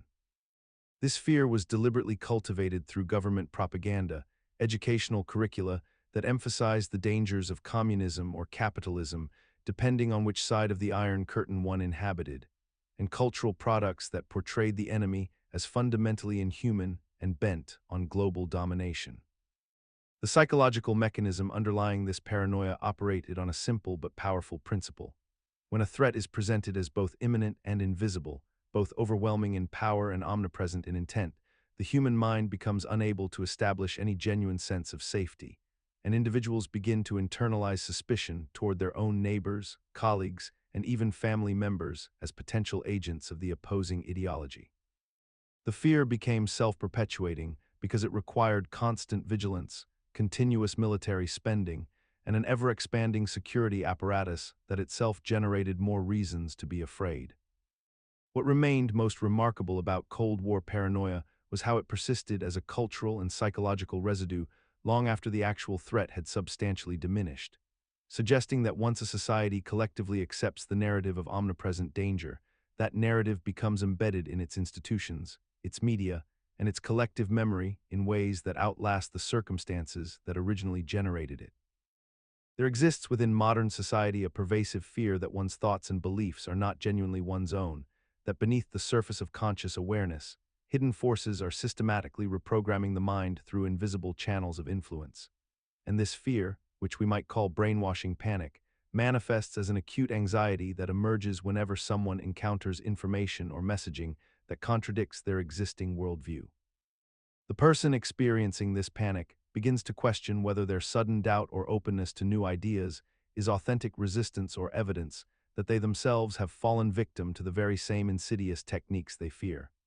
And this creates a recursive loop of suspicion, where the natural human process of encountering contradictory information becomes reinterpreted as proof of external manipulation rather than normal cognitive engagement. The psychological mechanism underlying this panic rests on a fundamental misunderstanding of how human belief systems actually function. Our minds are not sealed vaults that either contain our original thoughts or have been compromised by external programmers, but rather they are dynamic systems that constantly integrate new information, reconsider previous assumptions, and shift in response to evidence and experience. And the discomfort we feel when our beliefs are challenged is simply the natural friction of cognitive processes at work, not evidence of invasion. Yet despite the logical reality that changing one's mind in response to compelling arguments or new evidence is not brainwashing, but rather intellectual honesty, we have increasingly normalized the interpretation of disagreement and persuasion as acts of psychological warfare, such that the person who presents a convincing counterargument becomes suspected of harboring hidden manipulation techniques. And the person who finds themselves reconsidering their position experiences not intellectual growth, but rather paranoid suspicion of their own mental integrity, a shift in understanding that transforms what should be dialogue into an arms race of defensive thinking. Throughout history, numerous individuals have emerged with accounts of being recruited into cultic organizations, often describing methodical processes that begin with seemingly innocent social interactions that gradually escalate into deeper psychological and physical commitments that become increasingly difficult to escape. These recruitment narratives consistently follow recognizable patterns where initial contact often occurs in places of genuine human need or vulnerability, such as college campuses where young people are searching for community and belonging, or community centers where individuals experiencing social isolation seek connection with others. The mechanism underlying successful recruitment appears to operate on a fundamental psychological principle wherein potential recruits are systematically exposed to progressive steps of commitment, each one seemingly small and reasonable in isolation, yet collectively designed to create psychological investment and social entrenchment that makes exit increasingly costly and emotionally traumatic. What makes this particularly effective is how these organizations exploit the normal human desire for purpose, spiritual meaning, and social acceptance by presenting themselves as uniquely capable of fulfilling these legitimate needs, while simultaneously creating social structures where questioning or doubt becomes socially punished through withdrawal of community acceptance and emotional support that the individual has come to depend upon. The persistence of cult recruitment, despite widespread awareness and documented evidence of psychological harm, suggests that modern society has normalized certain aspects of these mechanisms in conventional contexts, where corporations, online communities, ideological movements, and even educational institutions employ similar progression techniques through initial enthusiasm, selective information access, and social reinforcement structures that subtly discourage critical evaluation. In the 1980s and 1990s, a widespread cultural phenomenon emerged across North America and parts of Europe, in which ordinary citizens became convinced that a vast underground network of satanic cults was operating in plain sight, engaging in ritual abuse, human sacrifice, and the trafficking of children on a massive scale. Parents attended community meetings where they learned to recognize the supposed signs of satanic influence in their neighborhoods. Schools implemented curricula designed to educate children about the dangers of demonic possession and cult recruitment. Law enforcement agencies conducted investigations into alleged satanic ritual abuse cases, and therapists began recovering supposedly repressed memories of satanic ceremonies from their patients through techniques like guided imagery and hypnosis. Rock music, heavy metal bands, fantasy games like Dungeons and Dragons, and even Sesame Street became suspect as potential gateways to satanic indoctrination. The panic was driven by genuine fear and genuine concern for children's safety, which made it psychologically powerful despite the complete absence of credible evidence that any organized satanic conspiracy actually existed. The mechanism behind this phenomenon operates through a combination of social contagion, confirmation bias, and the human tendency to impose narrative structure onto randomness and fear. When authority figures, therapists, and media outlets present a cohesive explanation for unexplained suffering and childhood trauma, that framework becomes seductive because it transforms chaos into comprehensible conspiracy. Recovered memory therapy, now thoroughly discredited by neuroscience, convinced both therapists and patients that traumatic events that had never occurred were being remembered through therapeutic intervention. Local variations and anecdotal reports reinforced each other through community discussion and support groups, creating a self-perpetuating cycle where each new story confirmed the existence of the broader conspiracy rather than questioning its fundamental plausibility. Consider the architectural and psychological phenomenon of the stairway, that ubiquitous vertical passage that exists in virtually every multi-story structure across human civilization, and how it has become subtly embedded into our collective consciousness as a metaphor for transcendence, progress, and spiritual ascension. The stairway itself is merely a functional tool designed to move our bodies from one elevation to another, yet we have constructed an elaborate symbolic framework around it that suggests movement upward equates to improvement, enlightenment, or arrival at something better. This manifests in religious texts where heaven is described as being above, in corporate hierarchies where success means climbing the ladder, in our language patterns where we speak of rising up in status or consciousness, and even in our deepest, intuitive responses to physical elevation itself. The psychological mechanism at work here is a fundamental conflation of spatial direction with value judgment, a cognitive shortcut our brains developed when human survival depended on understanding geography and threat assessment relative to our position. Yet we have taken this basic sensory-motor orientation and transformed it into an entire moral and spiritual framework that influences how we evaluate our lives, our relationships, and our sense of meaning. The stairway to heaven becomes less about literal ascension and more about the internalized belief that struggle and upward movement through difficulty leads to salvation or fulfillment. This persists despite lacking any logical foundation because it operates at a pre-rational level, embedded in metaphor, narrative, and repeated cultural reinforcement so thoroughly that questioning it feels almost heretical. We climb toward concepts we cannot see, pursuing elevation toward an abstract destination, all while following a framework so ancient and so woven into our language and imagination that we rarely examine whether the direction we have chosen is actually leading anywhere at all. In October of 1969, a college newspaper published a letter from a listener who claimed to have discovered evidence that Paul McCartney of the Beatles had died in a car accident 3 years earlier, and that the band had replaced him with a lookalike named Billy Shears to continue their commercial success without disrupting their career momentum. This theory rapidly spread across college campuses and radio stations throughout North America, becoming one of the most elaborate and persistent conspiracy theories in popular music history, fueled not by any credible evidence, but rather by misheard lyrics, backward masking, album artwork interpretations, and the profound human need to find hidden meaning in beloved art. The mechanism driving this phenomenon operates on several psychological levels simultaneously. First, there exists an underlying anxiety about deception in the entertainment industry and the fear that what we believe to be authentic might be completely fabricated. Second, the Beatles' music itself is sufficiently complex and layered that listeners can project any narrative they wish onto ambiguous imagery and obscure lyrical references. Third, there is a deep human compulsion to solve mysteries and uncover secrets, to believe that we possess knowledge that others do not, that we have decoded something hidden from the casual observer. What made Paul is Dead particularly powerful was that it required no external evidence, no leaked documents or credible whistleblowers, only the willingness to reinterpret existing material through a conspiratorial lens, to hear clues in every track, to see hidden messages in every photograph, to construct an entire alternative history from fragments of suggestion and misinterpretation. Throughout the 1970s and beyond, Led Zeppelin found themselves entangled in a series of copyright disputes and plagiarism allegations that would fundamentally reshape how the music industry understood intellectual property and artistic attribution. The band, particularly through their record label and management, faced accusations that they had lifted melodies, chord progressions, and lyrical content from blues musicians, folk artists, and other contemporary songwriters without proper credit or compensation.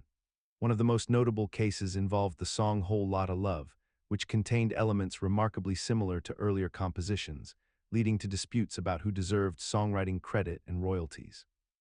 Similar controversies surrounded tracks like Black Dog, Rock and Roll, and numerous others in their catalog, with various artists and their estates claiming that Led Zeppelin had drawn from their work without acknowledgement. The mechanisms underlying these disputes reveal a complex intersection of artistic influence, documentation systems, and power dynamics within the music industry during that era.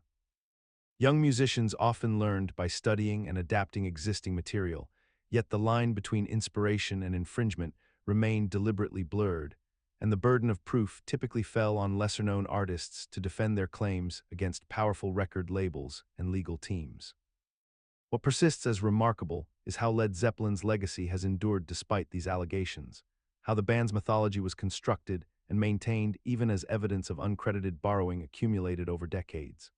The industry normalized these practices through vague language about composition credits, through the difficulty faced by blues musicians in accessing legal resources, and through the simple passage of time, which allowed narratives to crystallize around the borrowers rather than the originators.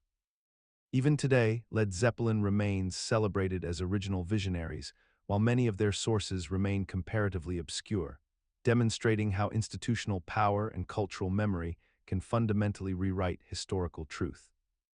Throughout the 1980s and 1990s, numerous claims circulated about Ozzy Osbourne engaging in acts of animal cruelty, most notably the alleged incident involving the decapitation of a bat during a live performance, an event that has been repeated so frequently in popular culture that it has transcended mere anecdote to become established fact in the collective consciousness despite substantial evidence, suggesting the narrative has been significantly distorted over time.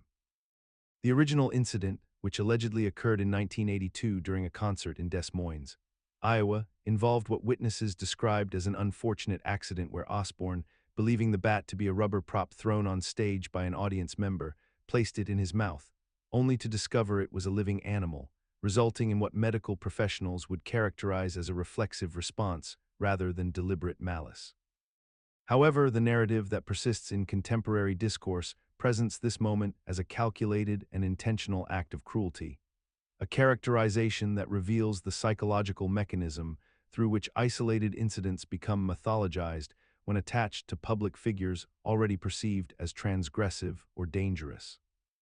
The human mind operates through pattern recognition and categorical thinking, meaning that once an individual has been labeled as deviant or controversial, subsequent ambiguous events become interpreted through that predetermined lens, with details being unconsciously embellished or distorted to align with existing mental schemas about who that person must be based on their public persona and past associations. There exists a peculiar psychological phenomenon wherein we unconsciously modify our behavior, our speech patterns, our very presentation of self in the presence of another person, driven by an internalized belief that we are somehow insufficient in our current form. This manifests as a constant, subtle recalibration of who we are, what we say, and how we move through the world, all orchestrated by a deep-seated conviction that the person before us would prefer us to be different, to be improved, to be somehow more aligned with an imagined version of ourselves that we believe would be more acceptable or more worthy of their attention and affection. We find ourselves automatically softening our opinions, amplifying our laughs, moderating our enthusiasm, or conversely, dimming our intelligence so as not to appear threatening or intimidating, all in service of this phantom expectation that exists primarily in our own minds. The mechanism underlying this behavior operates through a learned pattern of conditional acceptance that most of us internalized during childhood, where we discovered that certain versions of ourselves received more praise, more love, more recognition than others. And so we began the lifelong project of becoming whoever we needed to be in order to secure those precious resources of approval and belonging. This becomes so habituated that we no longer notice ourselves doing it. The adjustment happens at the level of instinct, automatic, and invisible to our conscious awareness. Over time, this pattern calcifies into a core belief system where we come to genuinely doubt that our unmodified selves could ever be acceptable to anyone. And so we maintain this exhausting performance across every relationship, every interaction, every context, constantly monitoring for signs that we are not enough, and that only through continuous self-improvement and self-modification can we hope to retain the affection and respect of others. Throughout popular music, films, and media, there exists a disturbing phenomenon where phrases, imagery, and messaging subtly encourage or romanticize self-harm and suicidal ideation, often disguised within artistic expression or cultural commentary that mainstream audiences consume without critical examination. These messages appear in song lyrics that describe emotional pain as preferable to continued existence, in film scenes where characters who take their own lives are portrayed with a sense of poetic tragedy or liberation, and in social media trends where the aestheticization of suffering becomes a form of cultural currency that younger audiences internalize as normal or even beautiful. The mechanism behind this persistence operates on multiple psychological levels, beginning with the human tendency to find meaning in suffering through narrative and artistic interpretation, which can transform dangerous impulses into something that feels profound or misunderstood rather than genuinely harmful. When celebrities or influential figures incorporate these themes into their work without adequate context or responsibility, they create what psychologists recognize as a modeling effect, where vulnerable individuals unconsciously absorb the implicit message that their own suicidal thoughts are validated, understandable, or even artistically justified. The rationalization for this content's continued presence in mainstream culture typically rests on arguments about artistic freedom, authenticity, or the necessity of addressing difficult topics. Yet these justifications often mask a failure to consider the real measurable harm that occurs when such messaging reaches individuals already struggling with mental health crises.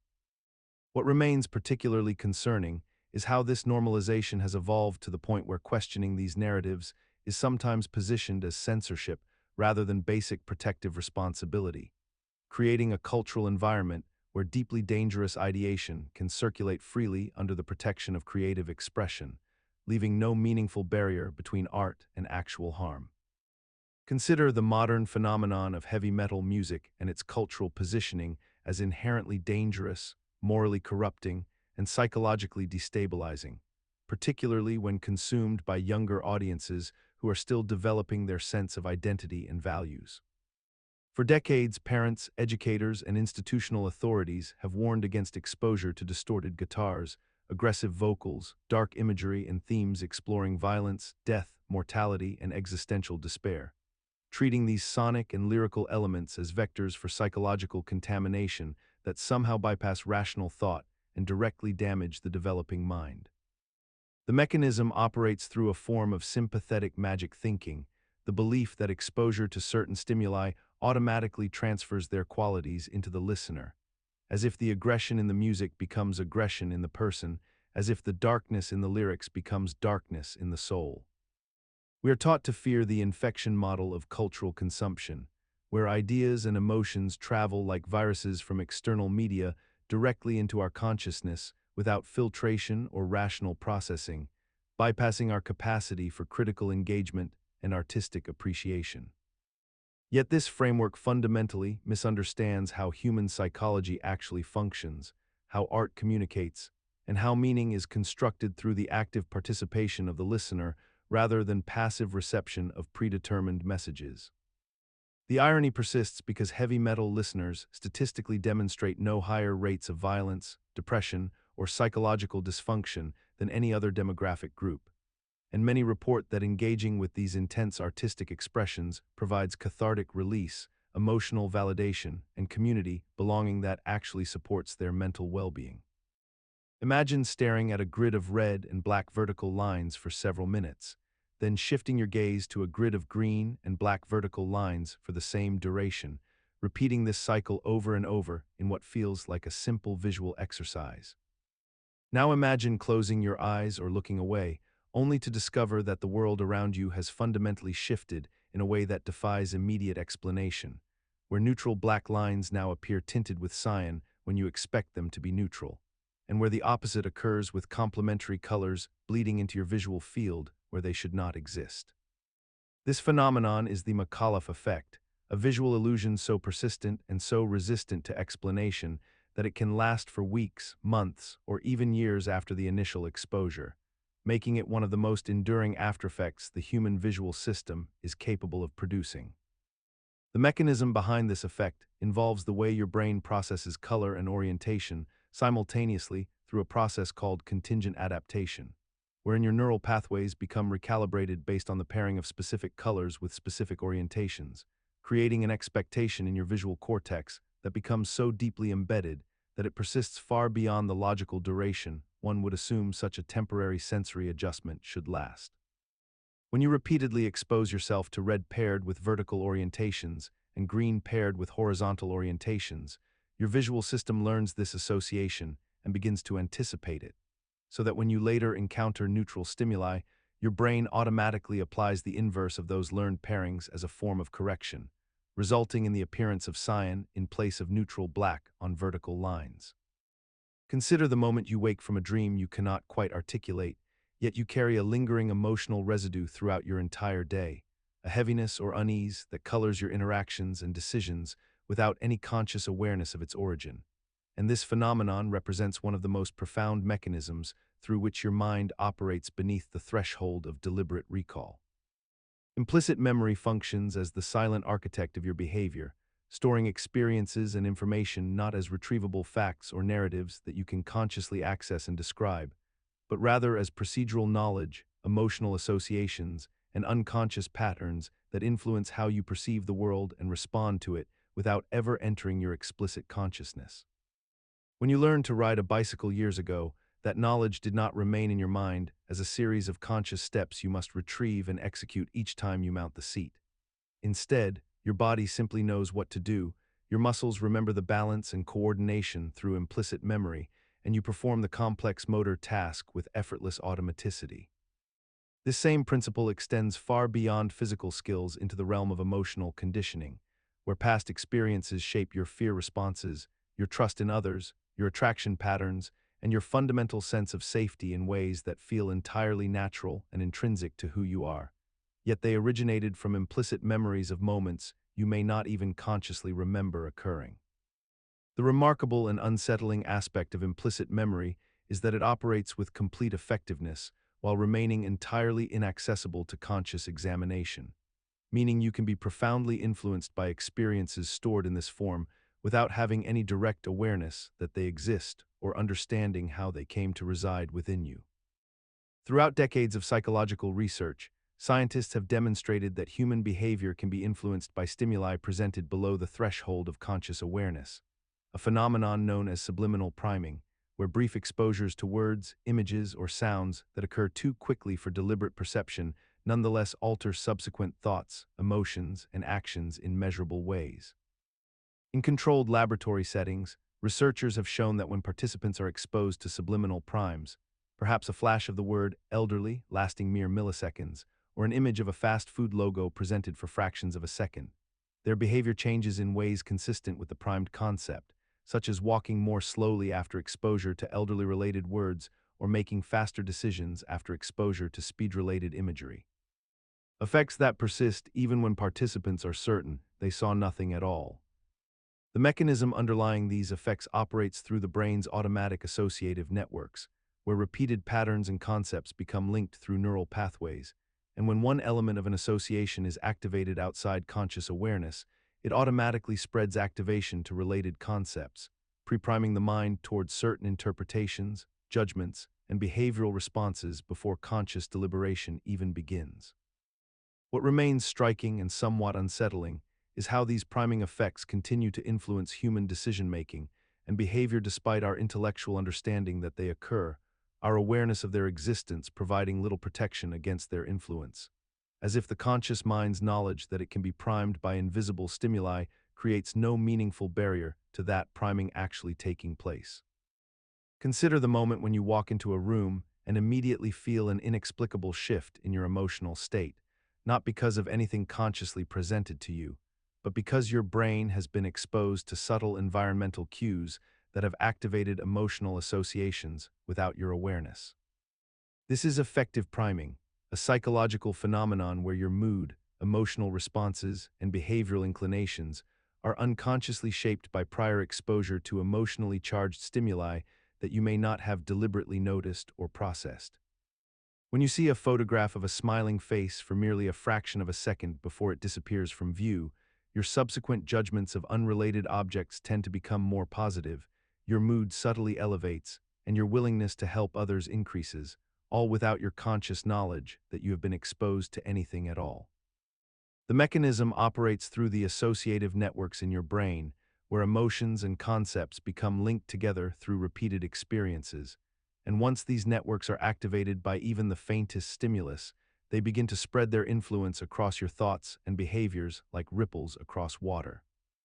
Your affective state becomes primed, ready to respond in ways that align with the emotional content you were exposed to. Yet the origin of these feelings remains obscured from your conscious reflection, leaving you to construct explanations for your own emotional states that feel genuine but are actually artifacts of exposure you cannot remember. Consider the moment when you encounter a single word, a carefully chosen phrase, or even an image, and suddenly your mind begins traveling down a particular pathway of associations without your conscious awareness directing it there. This is semantic priming, a phenomenon so subtle and pervasive that it operates beneath the threshold of deliberate thought, shaping how you interpret subsequent information, make decisions, and form judgments about the world around you. When you read the word hospital, your brain automatically activates related concepts like doctor, nurse, illness, and pain, even though none of these words were explicitly mentioned, and this activation makes you faster at recognizing and responding to these related words if they appear moments later. The mechanism operates through your brain's associative networks, where concepts and meanings are stored in interconnected patterns formed through your lifetime of experiences, cultural conditioning, and repeated exposures to certain word combinations and contextual pairings. Your neural pathways have been shaped by language itself, by the way certain words consistently appear together in your environment, by media narratives that repeatedly link particular concepts, and by social conversations that reinforce certain mental associations over others, creating what amounts to invisible highways of thought that your mind travels automatically.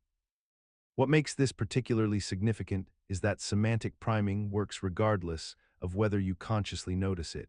and it persists even when you're aware of the phenomenon, because the associations operate at a level that conscious knowledge cannot fully override.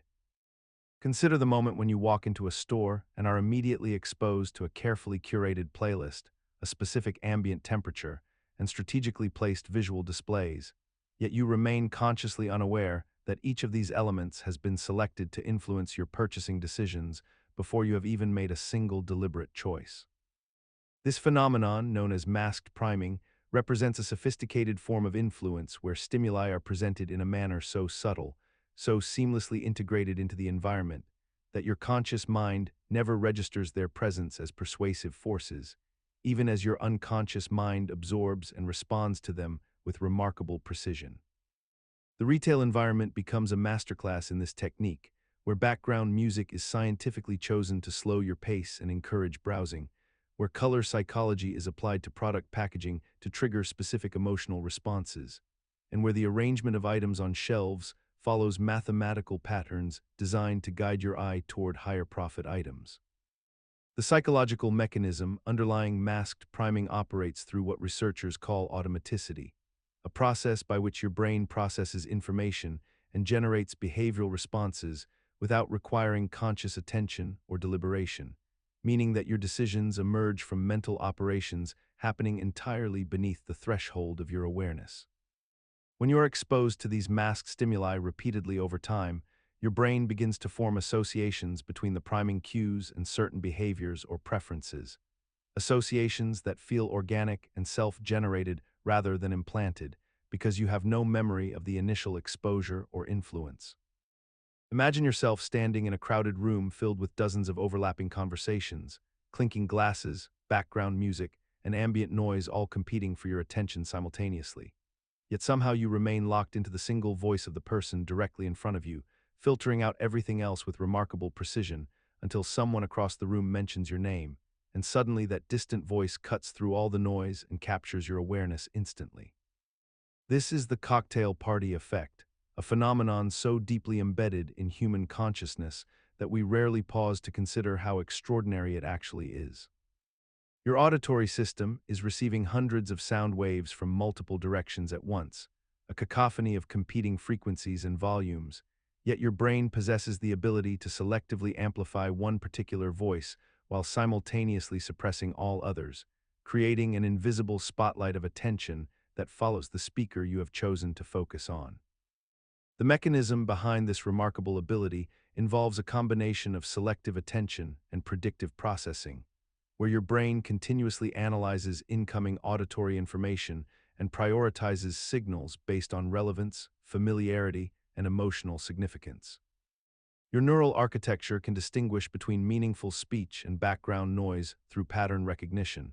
utilizing the unique acoustic characteristics of voices including pitch, timbre, and cadence, while simultaneously monitoring the broader soundscape for anomalies that demand immediate attention. When your own name emerges from the background, your brain recognizes it as a high-priority signal because humans have evolved to be acutely sensitive to self-referential information, triggering an automatic redirect of cognitive resources regardless of where you were consciously attending. Consider the moment you walk into a crowded room filled with dozens of conversations happening simultaneously, yet your brain effortlessly filters out the noise and focuses only on the voice of the person speaking directly to you, or perhaps the sound of your own name being mentioned somewhere across the room, pulling your attention away from your current interaction as if by invisible thread. This phenomenon, known as selective attention, represents one of the most profound limitations of human consciousness, yet we experience it so consistently that we rarely pause to question its existence or implications. Your brain receives an overwhelming amount of sensory information every single second, far more than your conscious mind could ever process, and so it has developed this filtering mechanism that determines what deserves your awareness and what should remain in the shadows of perception. The mechanism works through a combination of factors including your current goals, your emotional state, your past experiences, and the salience or prominence of particular stimuli in your environment. When you are hungry, you suddenly notice every restaurant advertisement and food-related image that previously seemed invisible to you, even though these advertisements were always present in your visual field.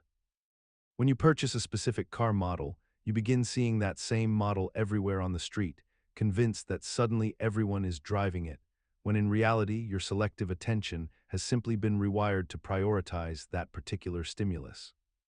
What makes this particularly unsettling is that we navigate our entire existence through this distorted filter, believing we are perceiving objective reality when we are actually experiencing only a curated version of it, selected by unconscious processes we do not control and cannot fully understand. We have normalized this limitation so thoroughly that we mistake our filtered perception for the actual world, never fully grasping that billions of pieces of information are being rejected by our brain at every moment, creating a constructed reality rather than a true one. Your conscious mind, the part you believe is making your decisions, is merely the surface layer of an infinitely deeper system that operates beneath your awareness, controlling roughly 95% of your thoughts, behaviors, and emotional responses without your knowledge or consent. Every moment you walk through a doorway, you do not consciously think about how to move your legs or balance your weight, yet your body performs these intricate calculations flawlessly because your unconscious mind has processed and automated these patterns through repetition and neural encoding. When you experience a sudden feeling of dread in a particular room or around a specific person, you rarely understand why, because the unconscious mind has detected microexpressions, subtle tone changes, and environmental cues that your conscious awareness never registered. Yet it has already constructed a complete emotional response before your thinking mind even realizes it. The mechanism behind this division operates through a process called automaticity, where repeated behaviors and learned responses become embedded in deeper neural structures, freeing your conscious mind to focus on novel problems while your unconscious mind handles the maintenance operations of existence. This system evolved to protect you, allowing instantaneous reactions without the delay of conscious deliberation.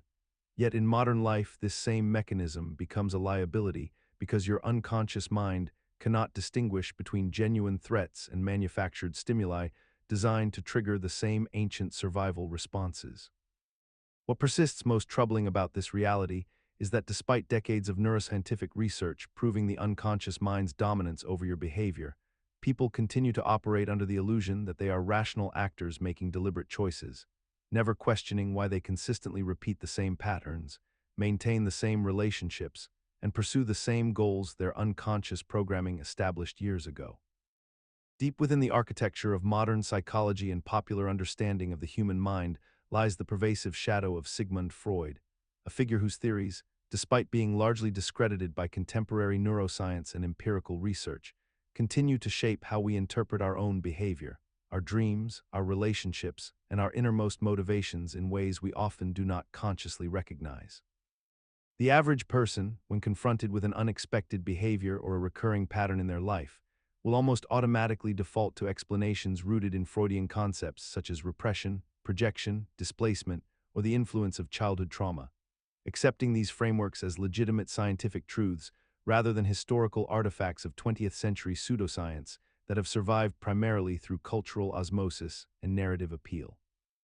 What makes this persistence so remarkably effective is that Freudian theory offers a seductive explanation for the essentially unknowable aspects of human psychology, creating a sense of order and understanding where ambiguity might otherwise dominate. And because these concepts are woven so thoroughly into literature, film, therapy, and common speech, they have become invisible assumptions that structure how we think about ourselves.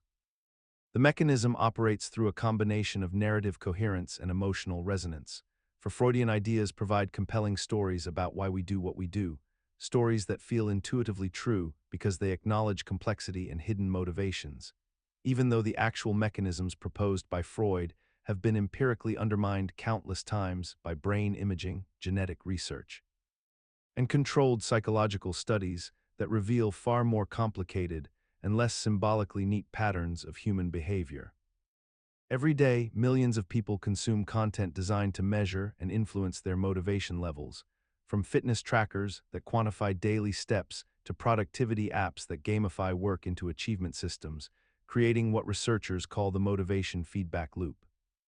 Behind the scenes, companies invest billions into understanding exactly what psychological triggers, social comparisons, and neurochemical rewards will keep you engaged, returning each day to check your progress, your rankings, your metrics against invisible benchmarks that were never your own.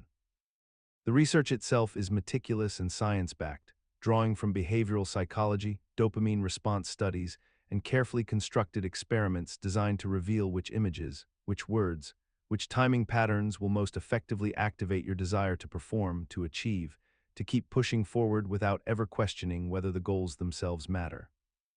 The mechanism works because motivation is not truly an internal force, but rather a response to external stimuli that we can be trained to recognize and crave, much like a reflex. And when companies understand the exact formula that makes you feel inspired rather than exhausted, they can deploy it at scale, across millions of people simultaneously, each person believing their motivation is authentic and self-generated.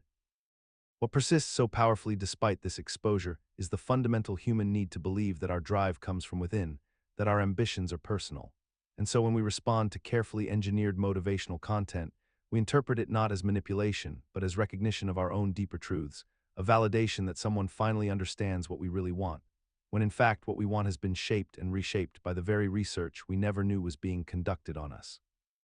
Making motivation one of the most profound, invisible architectures of modern life. Ernest Dichter was an Austrian psychologist who, in the 1940s and 50s, fundamentally transformed the relationship between psychology and commerce by developing what he called motivational research, a method that applied psychoanalytic theory to consumer behavior and marketing strategy. Dichter believed that consumers rarely understood their own true motivations for purchasing products, and that beneath every rational explanation for buying something lay deeper, often unconscious desires rooted in childhood experiences, emotional needs, and unresolved psychological conflicts. He pioneered techniques such as in-depth interviews, projective tests, and depth interviews to uncover these hidden motivations, essentially using Freudian psychology as a tool to make people want things they didn't know they wanted. His work revealed that people didn't simply buy cars for transportation or cigarettes for nicotine. Instead, they were purchasing symbols of freedom, masculinity, control, security, and belonging. This insight proved extraordinarily valuable to advertisers and corporations who began paying Dichter substantial sums to conduct psychological research on their products, using his findings to craft marketing messages that bypassed rational thought and spoke directly to unconscious emotional needs. The mechanism here operates on the principle that human behavior is largely driven by forces we cannot access through conscious reflection, and that these forces can be identified, mapped, and then deliberately triggered through carefully constructed messaging and imagery. Once advertisers understood what psychological wound a product could heal or what forbidden desire it could symbolically fulfill, they could engineer desire itself rather than simply informing consumers about product features. Depth marketing operates as a sophisticated system of psychological extraction that moves beyond the surface-level presentation of products and services to excavate the deeper emotional vulnerabilities, aspirations, and fears that motivate human decision-making. Rather than simply advertising what something does, depth marketing identifies and targets the unconscious desires and unmet psychological needs that consumers may not even recognize within themselves, crafting narratives and experiences that position a product or service as the solution to problems that exist primarily in the emotional rather than the functional realm. A car is not marketed as transportation, but as freedom and identity and social status and rebellion against conformity, each layer carefully engineered to resonate with different psychological profiles within the target audience. A skincare product is not presented as a cleanser, but as a pathway to self-worth, romantic desirability, and the reclamation of youth itself, tapping into the primordial human fear of invisibility and irrelevance that intensifies with age. The mechanism behind depth marketing relies on extensive psychological profiling, behavioral data analysis, and neuroimaging research that reveals which emotional triggers produce the strongest purchasing responses, allowing marketers to bypass rational evaluation entirely and speak directly to the subconscious mind through carefully selected imagery, music, color psychology, and narrative framing. The persistence of depth marketing, despite our collective awareness of its existence, stems from a peculiar human vulnerability to the very emotions it targets, because even individuals who intellectually understand the mechanism remain susceptible to feeling the emotional resonance of a well-crafted advertisement, experiencing genuine longing for the transformation or acceptance or power that the product promises to deliver. Every advertisement you encounter today has likely been tested in ways you'll never fully understand, using neuroscientific techniques designed to bypass your conscious awareness and speak directly to the primitive structures of your brain. Neuromarketing is the practice of using brain imaging technology, biometric measurements, and psychological research to understand consumer behavior at the neurological level, then using that knowledge to craft marketing messages with surgical precision. Companies spend millions on functional magnetic resonance imaging studies, eye tracking equipment, and electroencephalography readings to watch how your brain responds to logos, colors, product placements, and celebrity endorsements in real time. They measure pupil dilation, skin conductance, heart rate variability, and blood flow to different regions of your brain while you're exposed to advertisements. Then they use that data to refine their messaging until it triggers the exact emotional and neurochemical response they desire from you. The mechanism at work here is fundamentally about exploiting the gap between your conscious mind and your unconscious one. Your prefrontal cortex, the part responsible for rational decision-making and skepticism, can be deliberately overwhelmed or circumvented by stimuli that activate your limbic system, the ancient part of your brain that governs emotion, fear, desire, and social bonding. When you see a particular shade of red or hear a familiar jingle, your amygdala and nucleus accumbens light up with activity before you've even had a conscious thought about whether you want the product. By the time your rational mind engages, you've already been neurologically primed to want it. What makes this practice particularly insidious is how thoroughly normalized it has become in consumer culture. Marketing departments openly advertise neuromarketing consulting services, and companies list neuroscientific research as a standard component of their campaign development process. Functional magnetic resonance imaging, or fMRI, has become one of the most powerful tools in neuromarketing, allowing corporations and advertising agencies to peer directly into the brain's response to stimuli in ways that traditional market research could never achieve. When a subject sits inside an fMRI scanner while viewing advertisements, packaging designs, or brand imagery, researchers can observe which neural regions activate, measure blood flow patterns, and identify the precise moments when the brain exhibits engagement, desire, or emotional resonance. The technology reveals not what people say they want or prefer, but what their neurological systems actually respond to at an unconscious level, creating a bridge between consumer behavior and pure biological response. Major corporations, from soft drink manufacturers to automotive companies to financial institutions, have invested millions into fMRI studies to optimize their marketing strategies, using the resulting brain maps to craft advertisements that bypass rational consideration entirely and speak directly to the limbic system, the reward centers, and the regions associated with memory formation and emotional attachment. Advertisers have discovered that certain color combinations, specific musical frequencies, particular narrative structures, and even subliminal image frames produce measurable neural signatures that correlate with purchasing behavior, allowing them to engineer persuasion at a biological level that consumers cannot consciously resist or even perceive. The mechanism operates on a fundamental principle. If you can measure exactly which neural circuits light up in response to marketing stimuli, you can then deliberately design future marketing to trigger those same circuits more efficiently, more reliably, and more intensely, essentially hacking human desire through scientific precision rather than creative intuition. Every time you scroll through a website, watch an advertisement, or browse social media, invisible technology is watching where your eyes move across the screen, recording the precise milliseconds you linger on certain content, measuring the diameter of your pupils as they dilate in response to emotional triggers, and cataloging the exact trajectory of your gaze as it travels from one element to another. Eye tracking technology has become so deeply embedded in digital marketing research and user experience design that companies now possess detailed maps of human visual attention patterns, knowing which colors draw the eye first, which words cause you to pause, which images create the strongest physiological response before you consciously register what you have seen. The mechanism underlying this practice is elegantly simple. Your eyes reveal what your conscious mind has not yet decided, capturing the authentic moment of initial interest before rationalization and social conditioning can filter your genuine responses, which means your visual preferences become measurable data that can be replicated, optimized, and weaponized across millions of interactions. Researchers have discovered that people look at faces before objects, text before images, and movement before stillness. And once these patterns are quantified, they become templates for manipulation, allowing designers to position the most persuasive elements exactly where your attention naturally flows, effectively hijacking your own biology against your deliberate intentions. What makes this particularly normalized despite its invasive nature is that we have accepted eye tracking as merely a neutral tool for improving user experience, when in reality it represents a comprehensive catalog of your subconscious preferences, a behavioral blueprint that reveals not what you consciously value, but what your primitive visual system responds to, and we continue clicking, scrolling, and watching without acknowledging that we are simultaneously volunteering as test subjects in an ongoing experiment designed to perfect the art of capturing and directing human attention itself.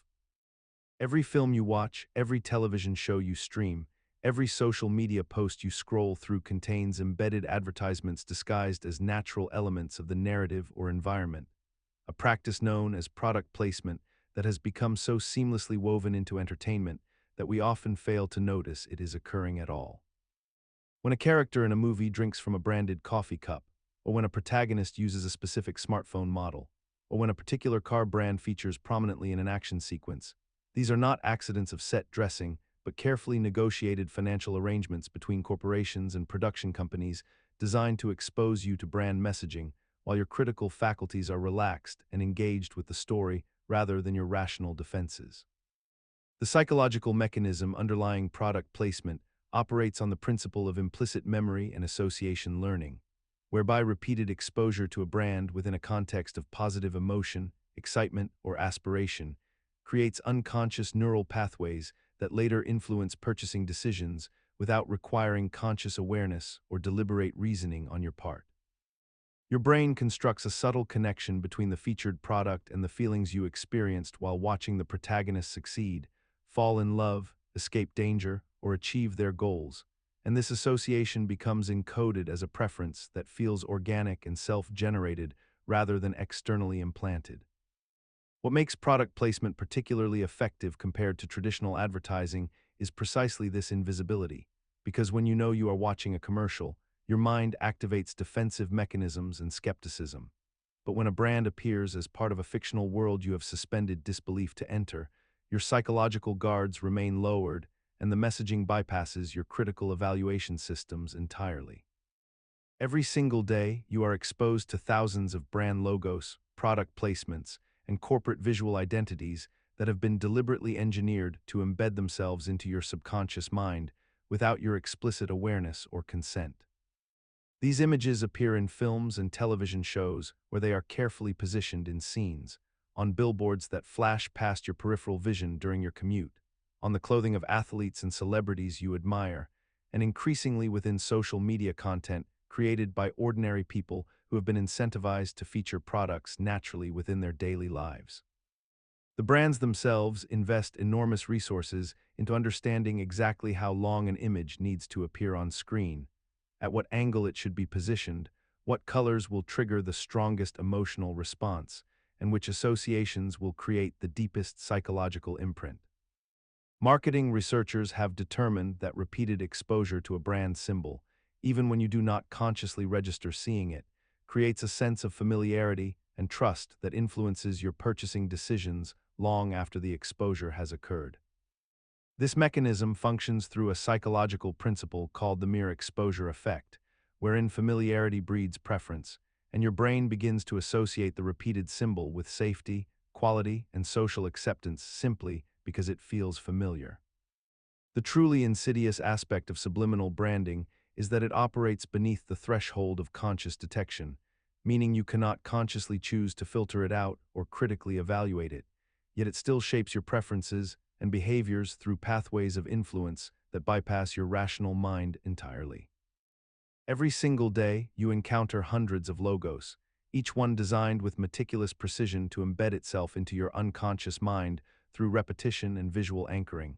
And these symbols have become so interwoven into the fabric of your daily existence that you no longer question their presence or their purpose in shaping your preferences and behaviors.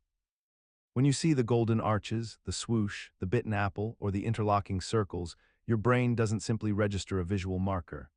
Instead, it triggers an entire cascade of conditioned associations, emotional responses, and behavioral predictions that were carefully cultivated through decades of strategic exposure and psychological reinforcement. The mechanism operates on a principle called logo conditioning, wherein repeated exposure to a branded symbol creates neural pathways that eventually bypass your conscious deliberation entirely, meaning that by the time you reach adulthood, you have developed automatic preferences for certain logos without ever making an active choice to do so. Your brain has essentially been programmed to recognize these symbols as trustworthy, desirable, or worthy of your attention and financial resources.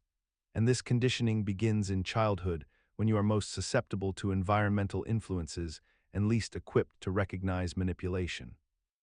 Marketing industries have weaponized this understanding by ensuring that logos appear in strategic locations where your visual attention naturally gathers, on billboards during your commute, on products at eye level in stores, on the clothing of celebrities and influencers you admire, and even embedded within the entertainment content you consume for leisure.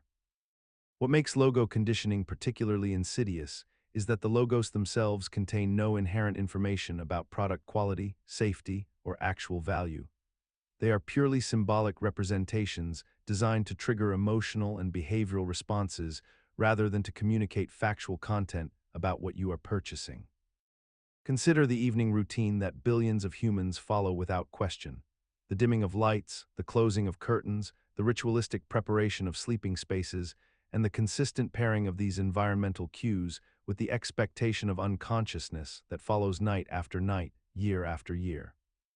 Your brain has learned to associate darkness with sleep not through any biological imperative alone, but through repeated pairings of stimulus and response, much like the famous Russian scientist Ivan Pavlov discovered when he rang a bell before feeding dogs, until eventually the sound of the bell alone triggered salivation in their mouths, even without food present. Your body has become conditioned in precisely the same way, responding to the mere suggestion of bedtime rituals with a cascade of neurochemical changes that include the production of melatonin and the suppression of cortisol, not necessarily because these conditions demand such responses, but because your nervous system has been programmed through countless repetitions to associate them with rest. The remarkable aspect of this conditioning is how deeply it operates beneath conscious awareness, how you might feel an almost irresistible pull toward sleep the moment you perform these ritualized behaviors, even on nights when your mind races with anxiety or your body pulses with restless energy. What makes this phenomenon particularly relevant to understanding the darker dimensions of behavioral control is that once such associations are established, they become nearly impossible to consciously override or dismantle, existing as automatic pathways in your neural architecture that activate without requiring your deliberate permission or reasoning. Consider the everyday experience of walking into your bedroom at night, dimming the lights, and feeling an immediate wave of drowsiness wash over you, even though your body might have been perfectly alert moments before in the living room. This phenomenon illustrates classical conditioning in its most intimate form, where neutral stimuli become paired with natural physiological responses, until the mere presence of those stimuli triggers the response automatically, without any conscious effort or logical reasoning required. Your brain has learned, through countless repetitions, to associate the darkness, the specific temperature, the texture of your sheets, perhaps even the faint hum of your air conditioning unit, with the state of sleep. And so these environmental cues have become sufficient triggers for your nervous system to begin shifting into parasympathetic dominance, slowing your heart rate and preparing your body for rest. The mechanism underlying this process operates through a simple neural pathway that strengthens with repetition. When two stimuli occur together frequently enough, the neural connections between them solidify, and eventually, the first stimulus alone can activate the response that was originally produced only by the second, creating an automatic association that bypasses conscious deliberation entirely. What makes this particularly noteworthy is how thoroughly we accept this conditioning without questioning it, how we organize entire portions of our daily routines around these learned associations, constructing elaborate sleep hygiene practices that rely entirely on the assumption that these pairings are both necessary and immutable, even though logically, there is nothing inherently sleep-inducing about a dark room beyond what our brain has been trained to believe. We have become so normalized to our own conditioning that we rarely recognize how profoundly our behavior is shaped by these invisible associations. How our sense of what feels natural or necessary is fundamentally constructed through repetition and habit rather than through any biological imperative. Consider how a simple phrase, when heard repeatedly throughout your day, begins to feel like truth even when you know it to be false. And this phenomenon operates at a level so fundamental to human cognition that we rarely stop to examine why our minds work this way. The repetition effect, also known as the illusory truth effect, describes the documented tendency of our brains to perceive repeated information as more credible, more accurate, and more meaningful than information we encounter only once, regardless of the actual veracity of the claim itself. When a message reaches your ears multiple times through different channels, subtle variations, and unexpected moments throughout your waking hours, something shifts in how your mind categorizes and stores that information. The neural pathways associated with that repeated message strengthen with each encounter, and this strengthening creates a sensation of familiarity that your brain interprets as familiarity equals truth. This mechanism evolved perhaps as an efficiency tool in our ancestral past, where frequently encountered information about dangers, food sources, and social hierarchies would have represented genuinely useful patterns worth remembering and acting upon. Yet in our modern environment, this ancient survival mechanism has been repurposed entirely, weaponized by those who understand that repetition alone, divorced from evidence or reason, can reshape how we perceive reality itself. Advertising industries have built trillion-dollar empires on this single principle, knowing that showing you the same product name hundreds of times creates an inexplicable preference for that product in your mind. Politicians and media institutions repeat certain narratives with such consistency that contradicting evidence feels strange and uncomfortable rather than persuasive. What remains remarkable is how few people consciously recognize this happening even as they experience it, choosing instead to attribute their changing beliefs to personal conviction and independent thought rather than to the simple mathematical reality that exposure breeds acceptance. Beneath the threshold of conscious hearing exists a layer of acoustic information that your ears technically register, but your mind does not process as distinct sound. And this phenomenon, known as Subaudible Messaging, has become increasingly embedded in commercial and therapeutic contexts without most people realizing the extent of its presence in their daily environments. These messages are frequencies or speech patterns delivered at volumes so low that while your auditory system captures them at a physiological level, they never rise to the level of conscious awareness, meaning your brain receives information that you have no subjective experience of receiving. And yet research suggests that despite this absence of awareness, some portion of cognitive processing may still occur, creating a gap between stimulus and consciousness that theoretically allows information to influence thought patterns without the typical gatekeeping mechanisms of deliberate attention.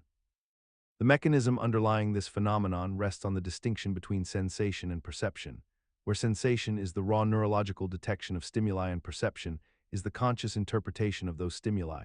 And in the case of subaudible messages, the sensation occurs reliably while the perception remains absent, yet the neural pathways still process and encode information from these unheard signals in ways that remain poorly understood but potentially consequential.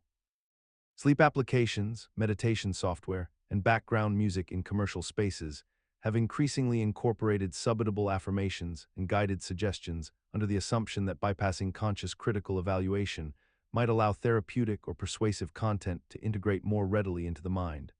operating on the premise that your conscious skepticism and analytical resistance cannot reject information you do not know you are receiving. Consider the moment you find yourself in a public space with your belongings, perhaps a cafe or a train station, and you notice someone wearing headphones who seems unusually alert despite the music flowing through their ears, their eyes scanning the environment with a precision that contradicts the relaxation supposedly induced by their audio experience. This is the phenomenon of anti-theft audio, a peculiar behavioral adaptation where individuals use music, podcasts, or white noise not primarily for entertainment or genuine relaxation, but as a psychological deterrent against potential theft or unwanted social interaction. The mechanism operates on several layers simultaneously. The presence of headphones signals to potential thieves that you are simultaneously distracted and aware, creating an ambiguous threat assessment in their minds, while the audio itself serves as a barrier to conversation, discouraging panhandlers and social engineers who might exploit genuine vulnerability. Psychologically, the individual wearing these headphones is engaging in what researchers might call defensive listening, where the brain operates in a state of monitored attention that is fundamentally incompatible with actual relaxation, requiring constant background processing of ambient threats, even as the narrative being consumed attempts to induce calm. The body tenses slightly at sudden sounds despite the soothing nature of the content. The jaw remains set in a subtle state of readiness, and the peripheral vision remains active in ways that betray the false sense of security the audio promises to provide. What is remarkable about this adaptation is how thoroughly it has been normalized in urban environments, with millions of people now routinely using audio equipment not for its stated purpose, but as a form of invisible armor, a technological boundary that marks them as simultaneously unreachable and armed with awareness. Every retail environment operates under a silent assumption that a certain percentage of inventory will simply vanish, and this anticipated loss is factored directly into pricing structures and profit margins before a single customer ever walks through the door. Store loss prevention represents a comprehensive system of surveillance, behavioral nudging, and environmental design meant to discourage theft, while simultaneously making customers feel subtly observed and evaluated at every moment they spend money. Security cameras are positioned not only to record actual theft, but to create a pervasive sense of being watched, which alters purchasing behavior and social interaction within commercial spaces, causing people to move differently, touch products less freely, and maintain a certain performative awareness of their own bodies and intentions. The psychological mechanism operates on multiple levels. There is the direct deterrent of knowing one is filmed, the internalized shame of potentially being suspected, and the normalization of constant monitoring as simply part of the modern consumer experience. Loss prevention employees, often working undercover among regular staff, represent a second layer where trust is systematically undermined because any interaction could be an evaluation. Any conversation could be surveillance, turning ordinary workplace dynamics into something inherently adversarial. What persists despite logical examination is our complete acceptance that retail transactions require this infrastructure of distrust built into the foundation, that we have collectively agreed that preventing loss justifies the psychological cost of pervasive monitoring and the creation of environments designed to make people feel guilty before they have done anything wrong. Every retail environment, from the largest shopping mall to the smallest convenience store, operates under a carefully orchestrated system of auditory manipulation that most people move through without conscious recognition, yet which shapes their behavior in measurable and predictable ways. The whispered store messages, often layered beneath or woven through background music and ambient sound, represent a form of communication designed to influence purchasing decisions, extend shopping duration, and create psychological associations between products and emotional states. These messages arrive in the form of soft vocal encouragement, gentle suggestions about seasonal items, promotional whispers about limited-time offers, and subtle recommendations that sound almost like the personal advice of a trusted friend rather than commercial instruction. The mechanism operates through a combination of selective attention and the principle of low-threshold persuasion, where a message delivered at a volume just barely perceptible to the conscious mind bypasses critical cognitive filters and instead lodges in the subconscious processing systems that govern impulse and desire. The human brain, when navigating a shopping environment already designed to be sensorily overwhelming with visual stimulation, movement, and competing sounds, tends to relax its analytical defenses and becomes more susceptible to suggestions that arrive as whispers, interpreting them as intimate guidance rather than commercial manipulation. What makes this particularly persistent despite its apparent illogic is that we have collectively normalized the idea that retail spaces should be talking to us at all, accepting without question that our shopping experience benefits from constant low-level communication, suggesting what we might want, need, or should purchase. Consider the moment when a person stands before an object that does not belong to them, something they desire, something that could improve their circumstances or bring them satisfaction, yet they choose not to take it despite having the physical opportunity to do so without immediate consequence. This restraint exists not because the object is bolted down or guarded by force, but because an internal voice has been conditioned to prevent the action, a voice that speaks in the language of morality, social consequence, and internalized law. The psychological mechanism underlying this restraint is remarkably complex, functioning as a layered system of prevention that operates on multiple levels simultaneously, where childhood conditioning, social observation, fear of punishment, concern for reputation, and abstract concepts of fairness have been woven together into a fabric so seamless that most people experience the restraint not as external imposition, but as authentic personal choice and genuine moral conviction. The mind has learned to associate the act of taking with shame, legal repercussion, loss of social standing, and disruption of the self-image one has constructed, creating what might be understood as a psychological fence that serves the same function as a physical one, yet requires no maintenance and costs society nothing to enforce. What becomes remarkable upon reflection is how this restraint persists and dominates human behavior even in circumstances where enforcement mechanisms are weakened, where surveillance is absent, where the likelihood of discovery approaches zero, and where the personal benefit of theft would substantially outweigh its cost, suggesting that the internalization has become so complete that external enforcement has become almost unnecessary for most individuals, functioning instead as a backup system that rarely needs activation. During the 1980s and 90s, a peculiar product emerged in the marketplace, one that promised to rewire the human brain's relationship with food and body image while the listener slept. And these subliminal diet tapes functioned on the premise that carefully embedded audio frequencies, layered beneath soothing music or nature sounds, could communicate directly with the subconscious mind to suppress appetite, increase metabolism, or alter deeply ingrained eating behaviors without any conscious awareness or effort required on the part of the listener.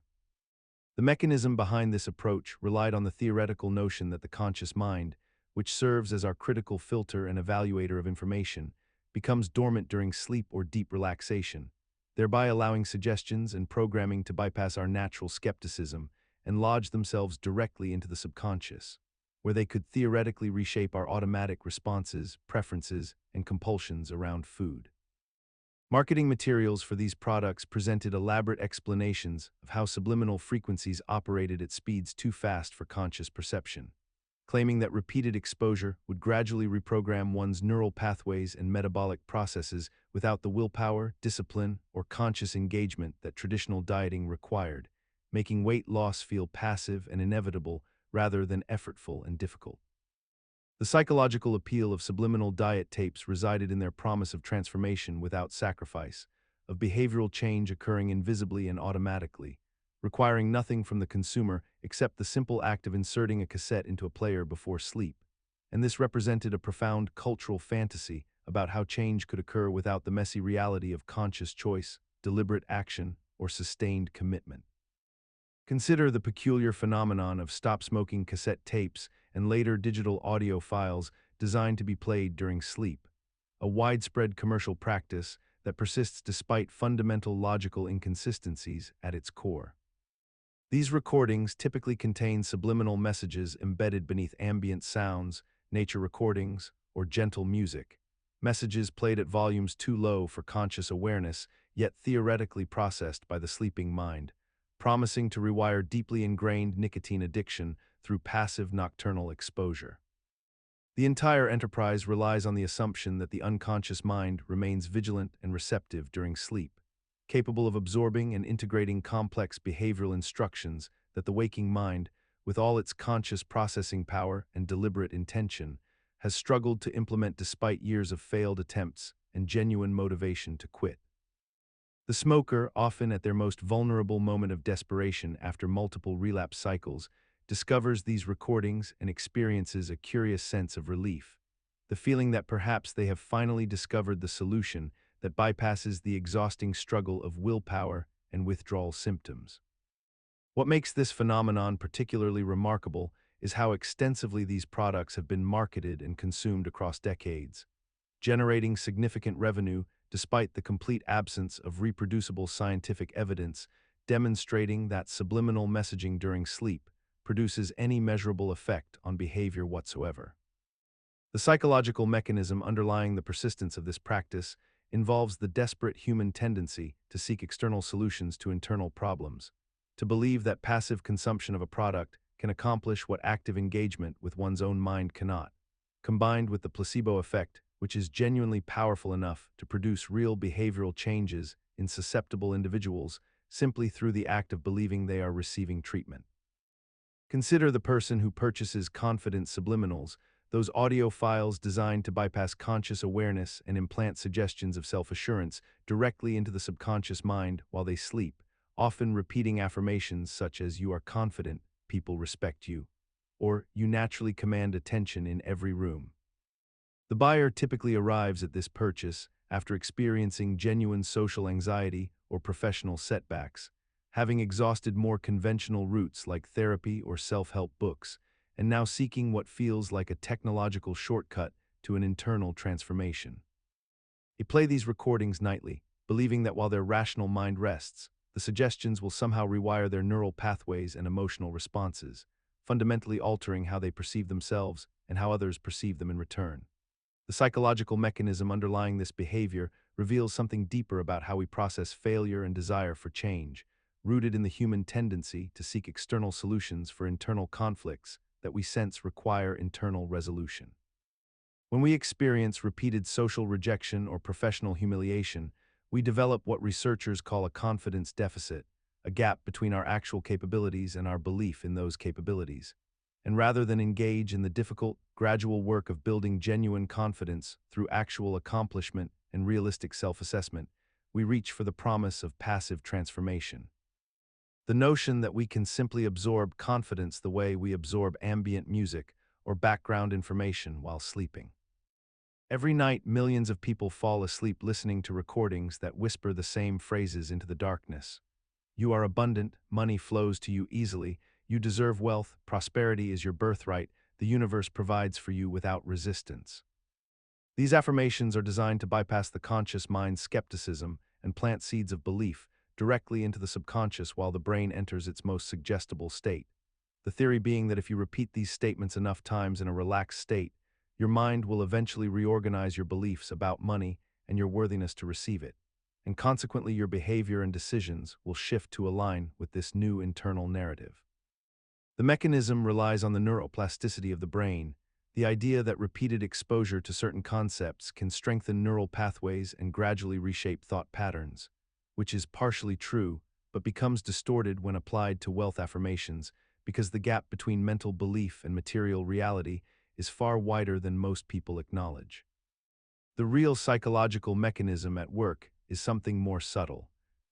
These affirmations work primarily through the reticular activating system, which filters information and draws your attention to opportunities that already exist around you, not through any mystical manifestation process, meaning that you might notice a business opportunity you would have otherwise overlooked, or feel more confident in a job interview. Changes that are entirely rooted in psychology and attention rather than external abundance literally bending toward you. Manifestation audio represents a peculiar intersection between the ancient practice of affirmation and the modern digital landscape, where individuals purchase or download specially curated audio files designed to reprogram their subconscious mind while they sleep, operating under the assumption that the sleeping brain remains in a state of receptive plasticity, capable of accepting and internalizing repeated statements about desired outcomes and future realities.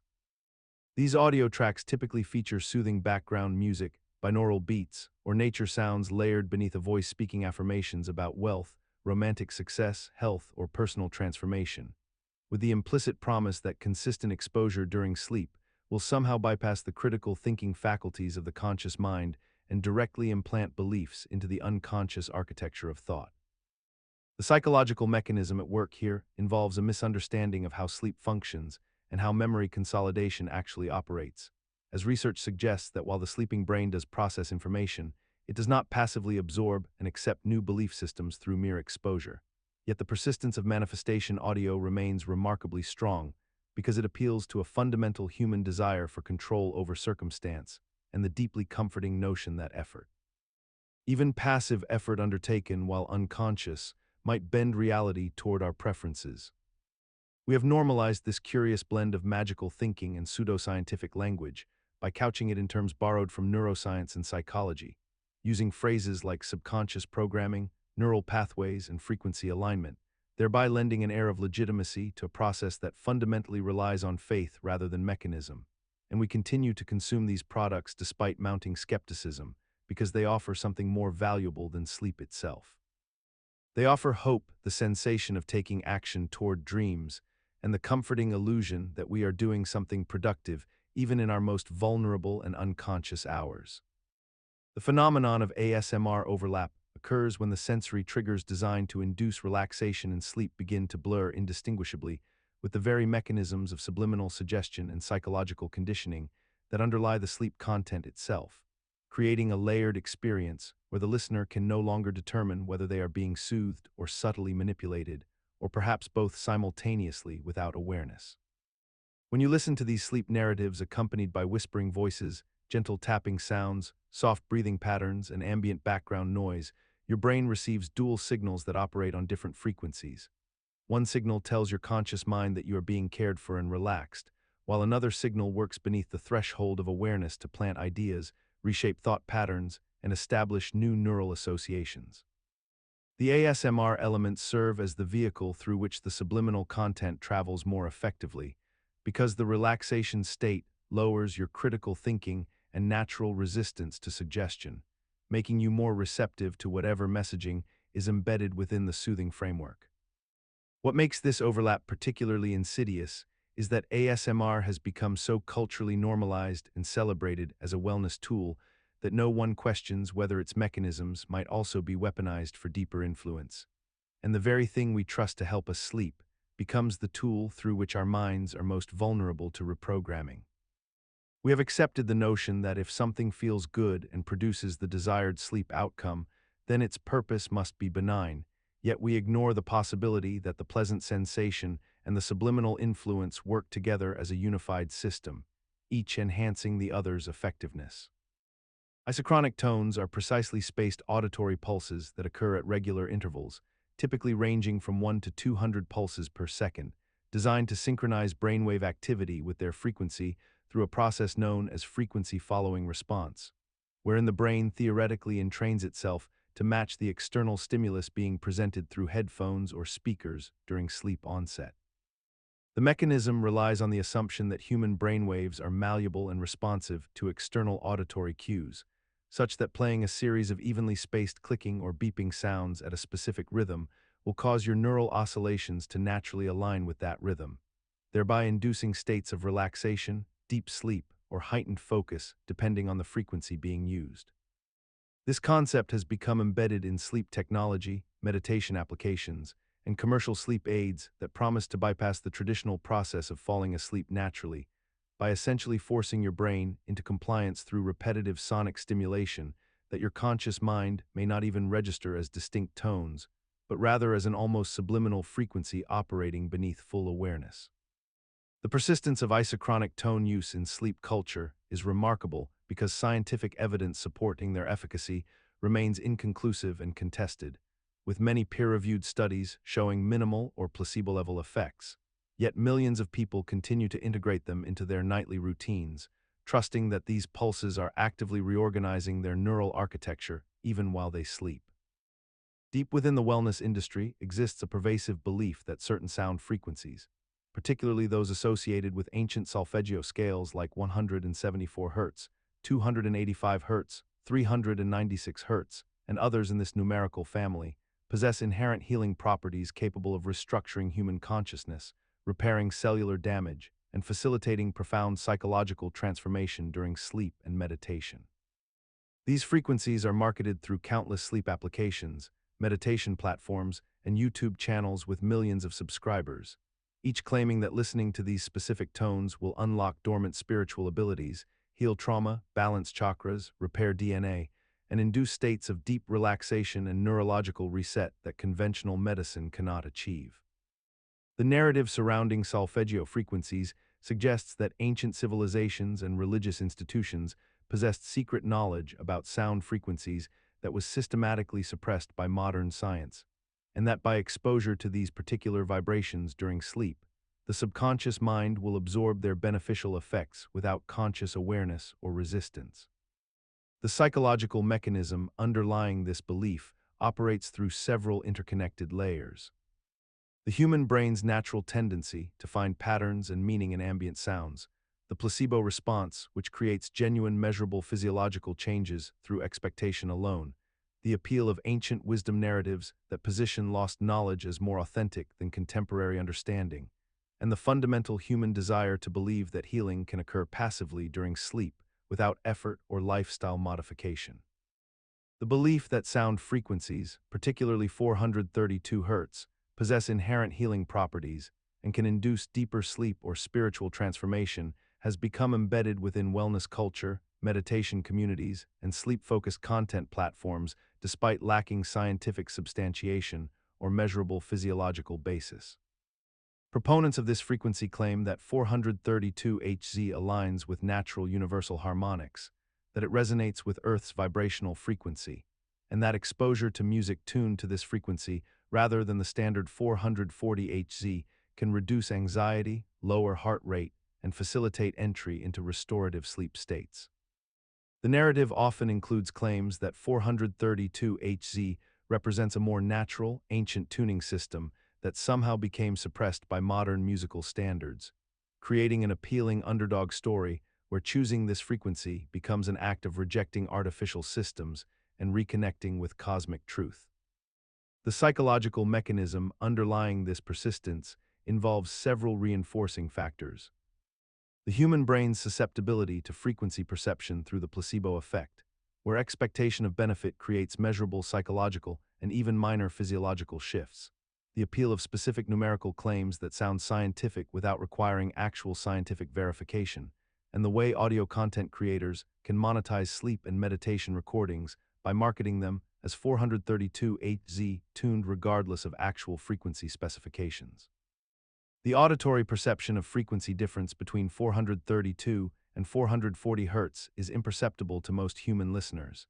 Yet the mere labeling of content as 432 Hz creates expectation-driven responses where listeners report deeper relaxation, better sleep quality, and spiritual experiences that correlate strongly with placebo mechanisms rather than acoustic properties. Theta waves exist in that peculiar frequency range of 4 to 8 Hz, a brainwave state that sits suspended between wakefulness and sleep, and it is in this liminal space that the mind becomes particularly susceptible to suggestion and programming without the critical filters of conscious awareness. When you listen to audio recordings designed to induce theta waves, whether through binaural beats, isochronic tones, or entrainment frequencies, your brain gradually synchronizes with these external stimuli, and your conscious mind begins to release its grip on rational evaluation and logical resistance, allowing impressions and messages to penetrate deeper into the subconscious layers where they can supposedly take root without question. The mechanism behind this is grounded in a real phenomenon called brainwave entrainment, where rhythmic external stimuli can influence the electrical activity patterns of the brain, and during theta states specifically, the hippocampus and other memory-related structures show heightened neuroplasticity, meaning the brain is more malleable and more capable of forming new associations and accepting new information. This state is often marketed as the ideal condition for absorbing affirmations, learning information, or allowing positive suggestions to rewire your belief systems. And countless sleep audio products promise that by listening to theta wave content overlaid with whispered affirmations or subliminal messaging, you can reprogram your subconscious mind while you drift into sleep, essentially bypassing all conscious resistance. What persists despite the lack of conclusive evidence is the widespread belief that theta waves represent a magical key to the subconscious, a frequency where the normal rules of critical thinking do not apply, and we have normalized the notion that our minds can be substantially altered through audio frequency exposure without our explicit, conscious agreement to those changes, accepting that suggestions delivered during states of reduced awareness might reshape our thoughts, behaviors,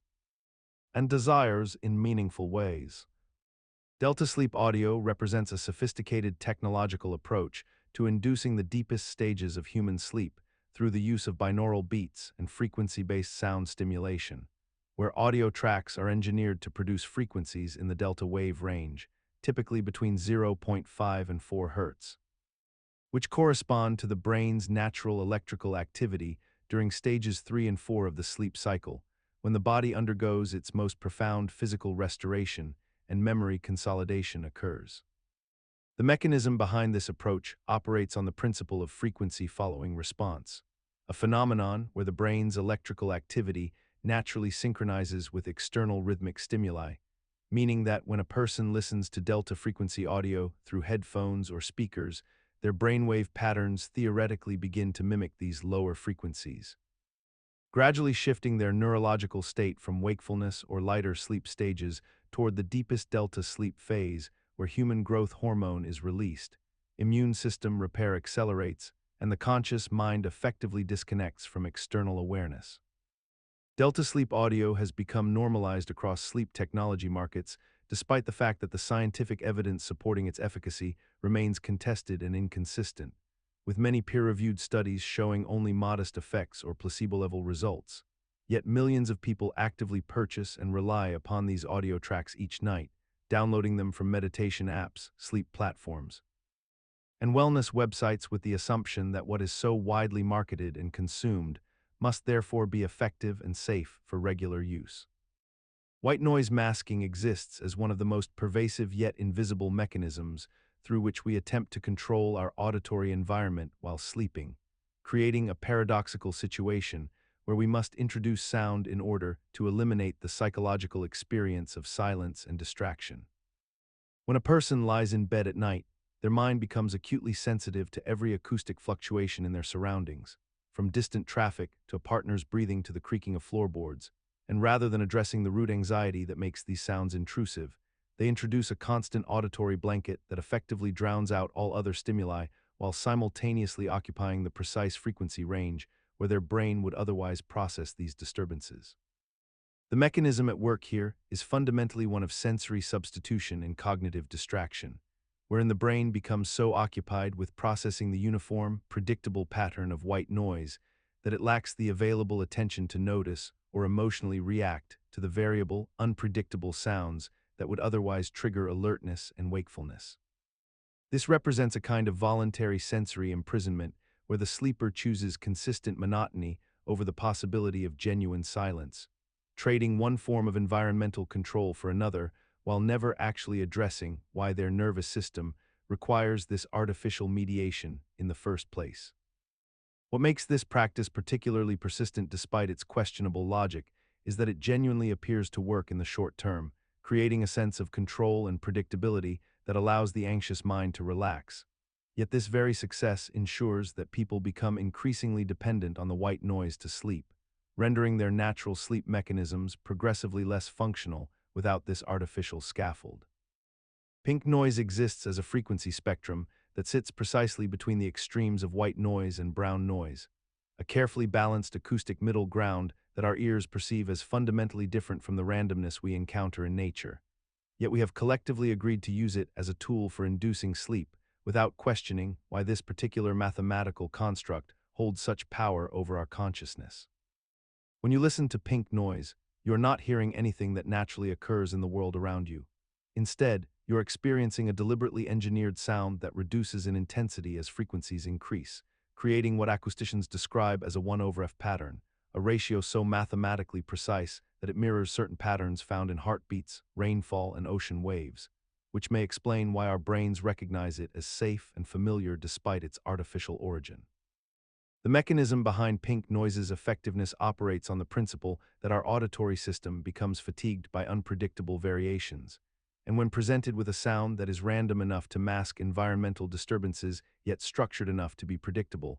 our brain enters a state of reduced vigilance, allowing the neural activity associated with wakefulness to gradually diminish until sleep becomes possible.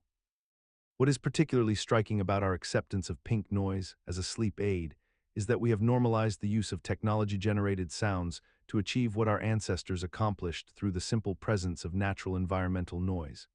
Yet we tell ourselves that this manufactured frequency is somehow more effective, more pure, and more scientifically validated than the organic soundscape that humanity evolved within,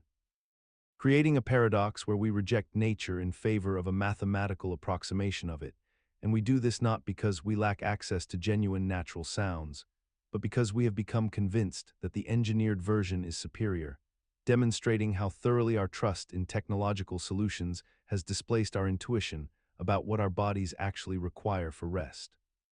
Your brain operates across multiple frequencies, oscillating between different states of consciousness throughout the day and night, and what many people don't realize is that your neural activity can be subtly influenced by external frequencies in ways that bypass your conscious awareness entirely. Frequency following, also known as brainwave entrainment, refers to the phenomenon where your brain's electrical activity naturally synchronizes with rhythmic external stimuli, whether that stimulus is a sound, a light pulse, or an electromagnetic field, causing your neural patterns to literally match the frequency being presented to you. When you're exposed to a repetitive auditory tone at a specific hertz frequency, your brain waves will gradually begin to oscillate at that same frequency, a process that happens largely outside your conscious control or perception, meaning you could be shifted into a desired mental state without ever actively choosing to do so. The psychological mechanism operates on a fundamental level of how your brain processes information. Your neurons fire in response to external stimuli, and when those stimuli are rhythmic and consistent, your brain finds it energetically efficient to synchronize with that rhythm rather than maintain its natural state. This is why binaural beats, which present slightly different frequencies to each ear, can appear to entrain your brainwaves into alpha, theta, or delta states associated with relaxation, meditation, or sleep. The remarkable aspect of frequency following is that it works regardless of whether you consciously believe it will work, suggesting that the mechanism operates at a neurobiological level that exists beneath the threshold of your rational mind. What makes this particularly significant is how normalized and even commercialized this technology has become, with countless sleep applications, meditation platforms, and wellness products now incorporating frequency-based entrainment without much public discourse about the implications of technology directly altering your brain's electrical state. Across the internet, there exists an entire ecosystem of video content designed specifically for sleep, relaxation, and unconscious influence. Yet most viewers remain entirely unaware of what they are actually absorbing while their conscious minds drift into dormancy. These channels, which number in the thousands and collectively accumulate billions of hours of watch time, operate by layering visual stimuli, ambient soundscapes, color palettes, and sometimes imperceptible flashing patterns beneath the surface of ostensibly innocent content like nature documentaries, fireplace videos, rain sounds, or meditation guides. What appears on the surface to be a simple, harmless recording of rainfall or forest ambience is frequently engineered with specific frequencies, strategic color temperatures, and subtle visual cues embedded within the footage itself, designed to trigger particular neurological responses in the viewer's brain without their conscious awareness or consent. The mechanism underlying this practice relies on a fundamental truth about human neurology. When we are drowsy or asleep, our critical thinking faculties diminish significantly, our analytical defenses weaken, and our brains become far more receptive to suggestion and pattern recognition that would otherwise be filtered out during waking hours. The visual cortex continues processing information even as consciousness fades, meaning that images, colors, and even rapid flashing sequences can register and influence our neural activity without ever reaching conscious awareness, creating what researchers call a state of heightened suggestibility where implicit memory formation occurs readily. Consider the phenomenon of the 10-hour loop, a digital artifact that has become ubiquitous across streaming platforms and sleep-focused audio libraries, where a single piece of content, whether it be ambient music, nature sounds, white noise, or guided meditation, is extended and repeated continuously for precisely 10 hours without variation or interruption.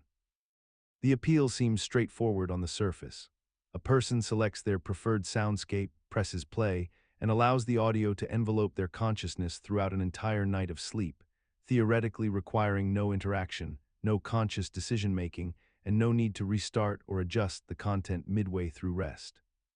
The 10-hour duration itself appears scientifically calibrated, suggesting that it aligns with optimal sleep cycles or the average human sleep duration, creating an implicit promise that this length represents some form of perfect equilibrium between content length and biological necessity. Yet what becomes remarkable when examined more closely is the psychological mechanism at work beneath this seemingly innocuous design choice. The human brain, particularly during sleep and in states of reduced conscious vigilance, becomes extraordinarily attuned to patterns and anomalies within its environment,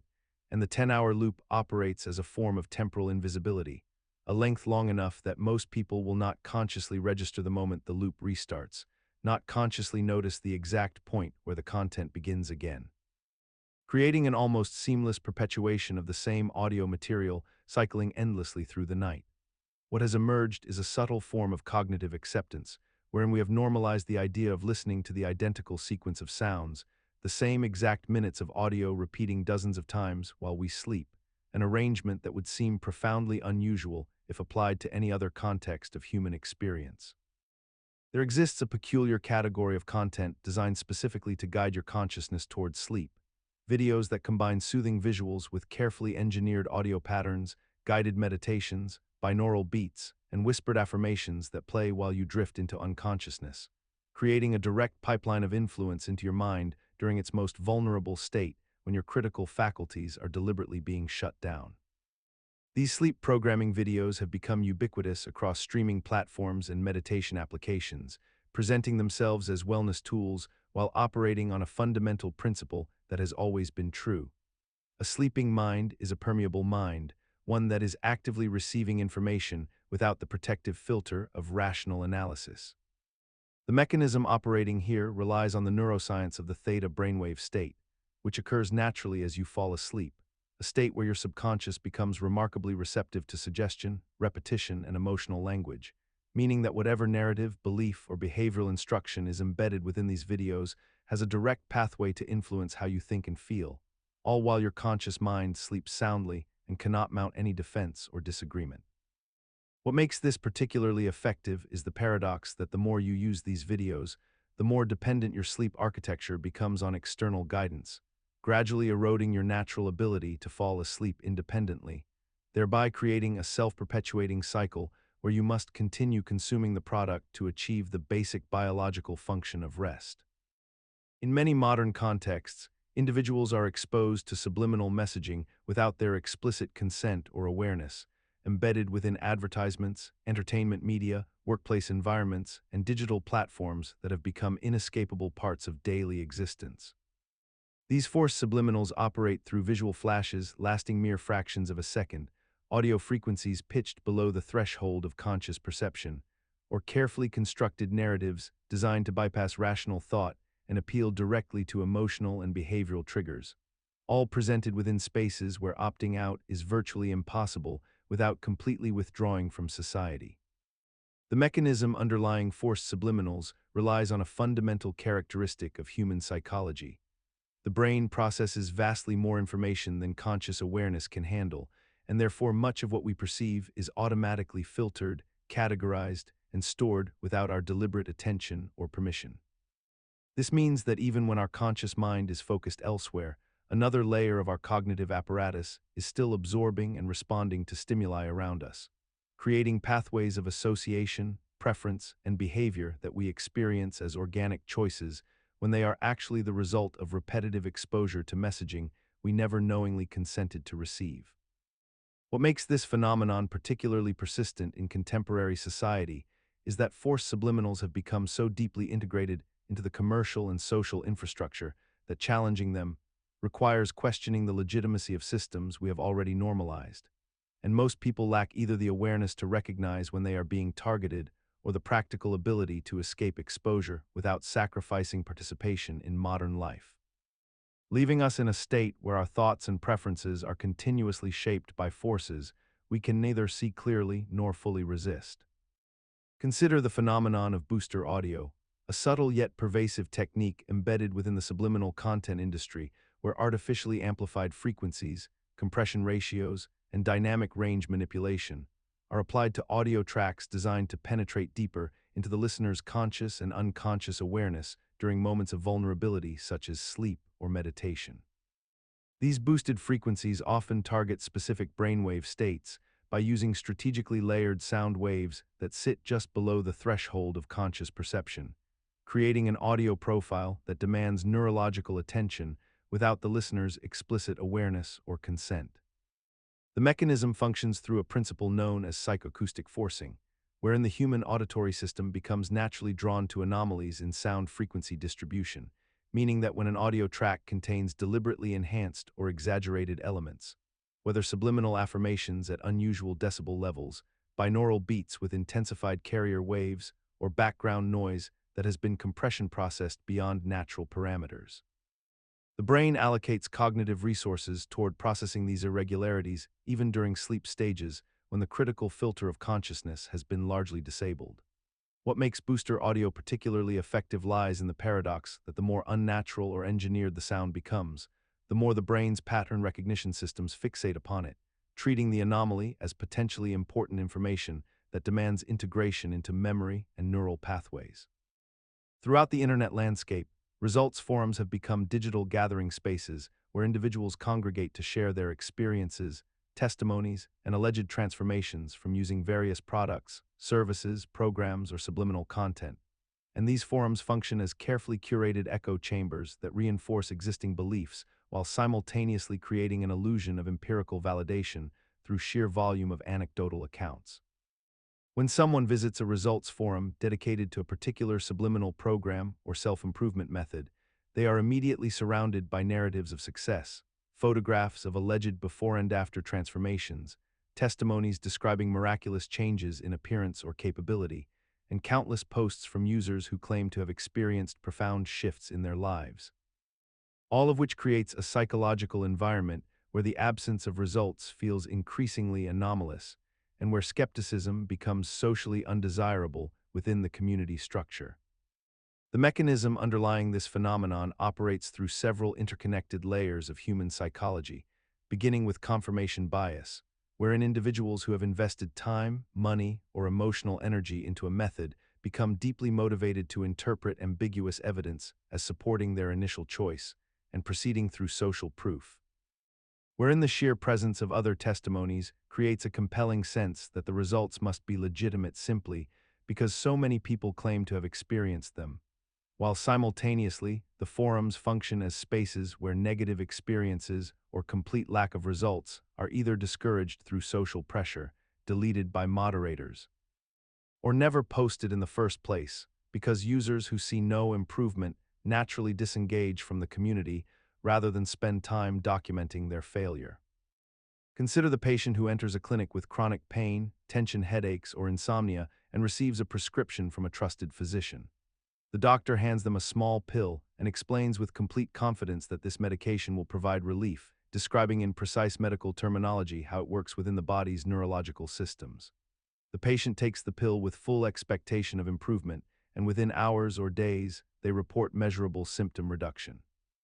Brain imaging studies confirm that neural activity has shifted, inflammation markers decrease, and the body's own pain suppression systems activate more vigorously. Yet here lies the unsettling truth: the pill was inert. It contained no active pharmaceutical compounds whatsoever. The substance was nothing more than lactose or cellulose, chemically incapable of producing any biological effect beyond passing through the digestive system unchanged. The mechanism operating beneath this phenomenon is profoundly complex, yet entirely real. When the mind holds a powerful belief about recovery, it triggers an intricate cascade of neurochemical responses. The brain releases endorphins, serotonin, and dopamine in response to expectation alone. The nervous system reorganizes its signaling pathways based on narrative and context rather than chemical substance. Medical authority, environmental cues, ritualistic aspects of treatment, and the simple act of attention directed towards symptoms all combine to create a genuine physiological alteration. The body, it seems, operates partially according to the stories we tell ourselves about how it should function. What remains profoundly strange is that we have integrated this reality so thoroughly into modern medicine that it no longer disturbs us.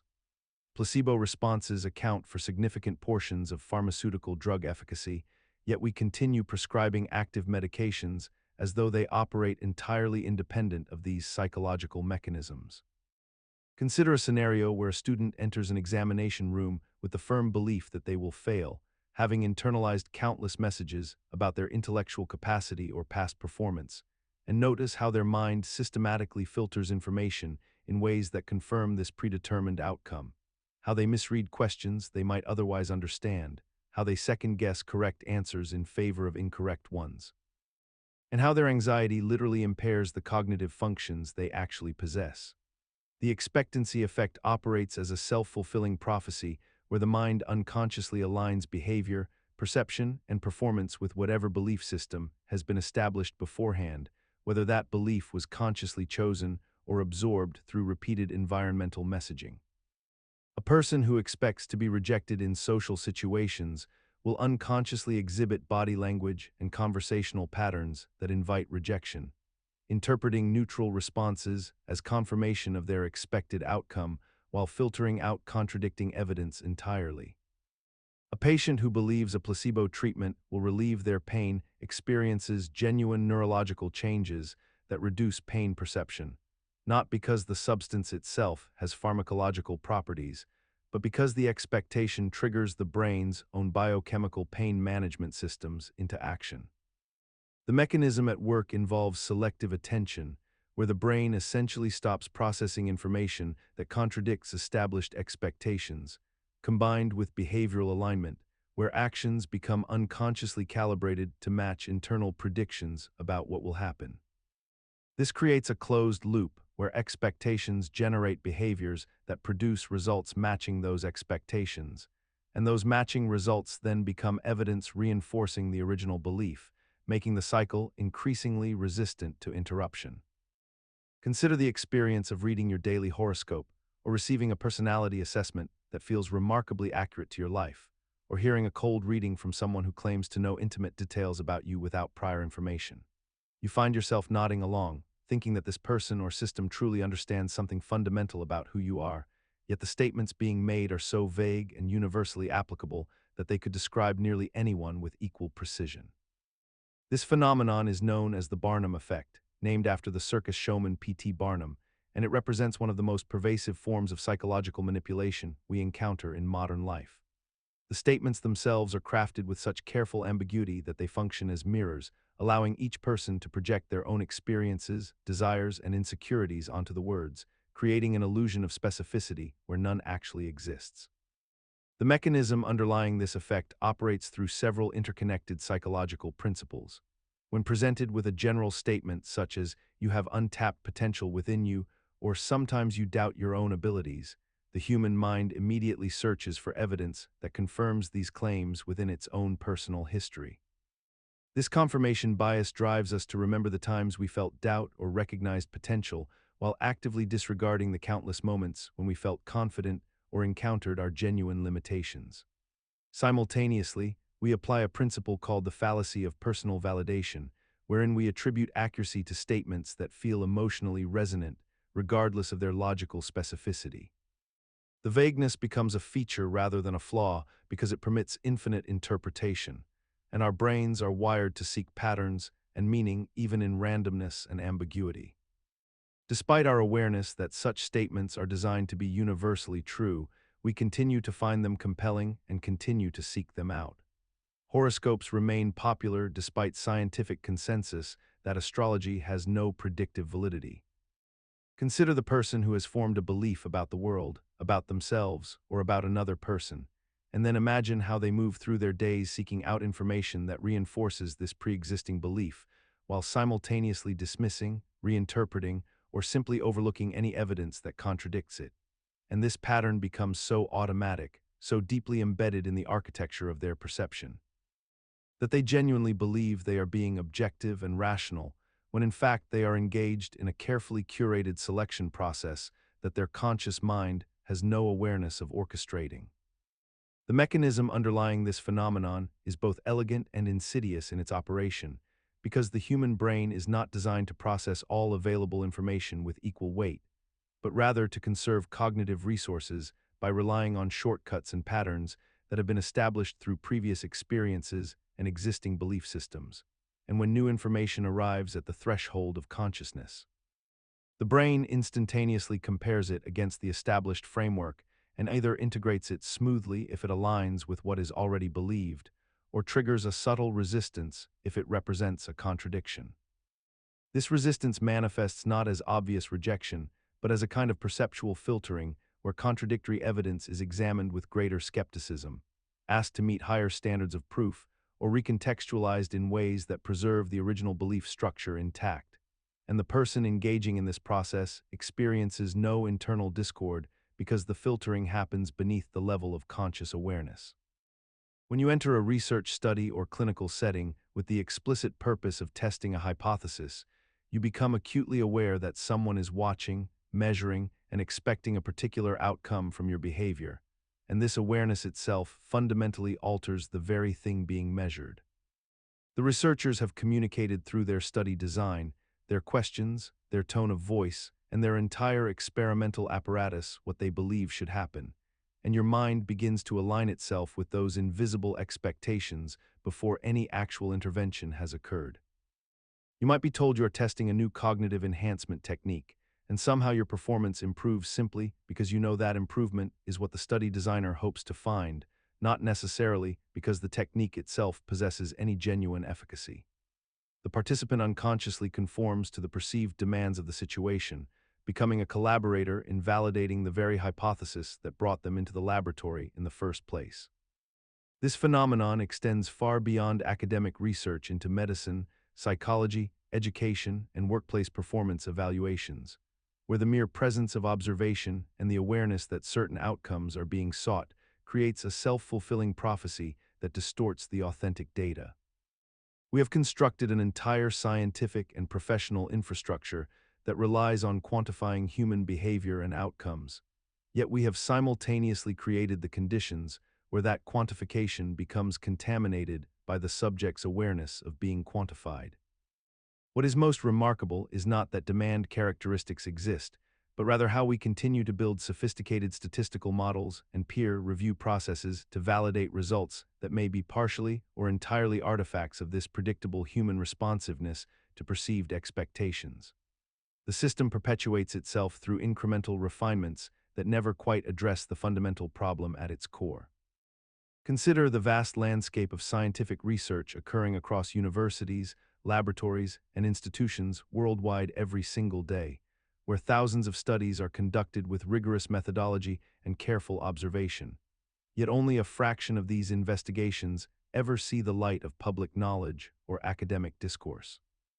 Publication bias represents a systemic distortion in the body of available evidence that reaches us, where studies showing positive results, statistically significant findings, or results that align with prevailing theories are far more likely to be published in peer-reviewed journals than studies showing null results, negative findings, or outcomes that contradict established beliefs.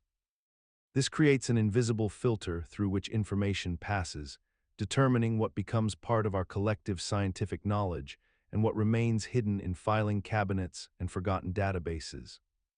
A researcher might conduct an experiment with proper controls and sound reasoning, yet if their results fail to show statistical significance or contradict popular theories, the likelihood of that work being accepted by major journals drops dramatically, effectively erasing that negative result from the scientific record as though it never occurred.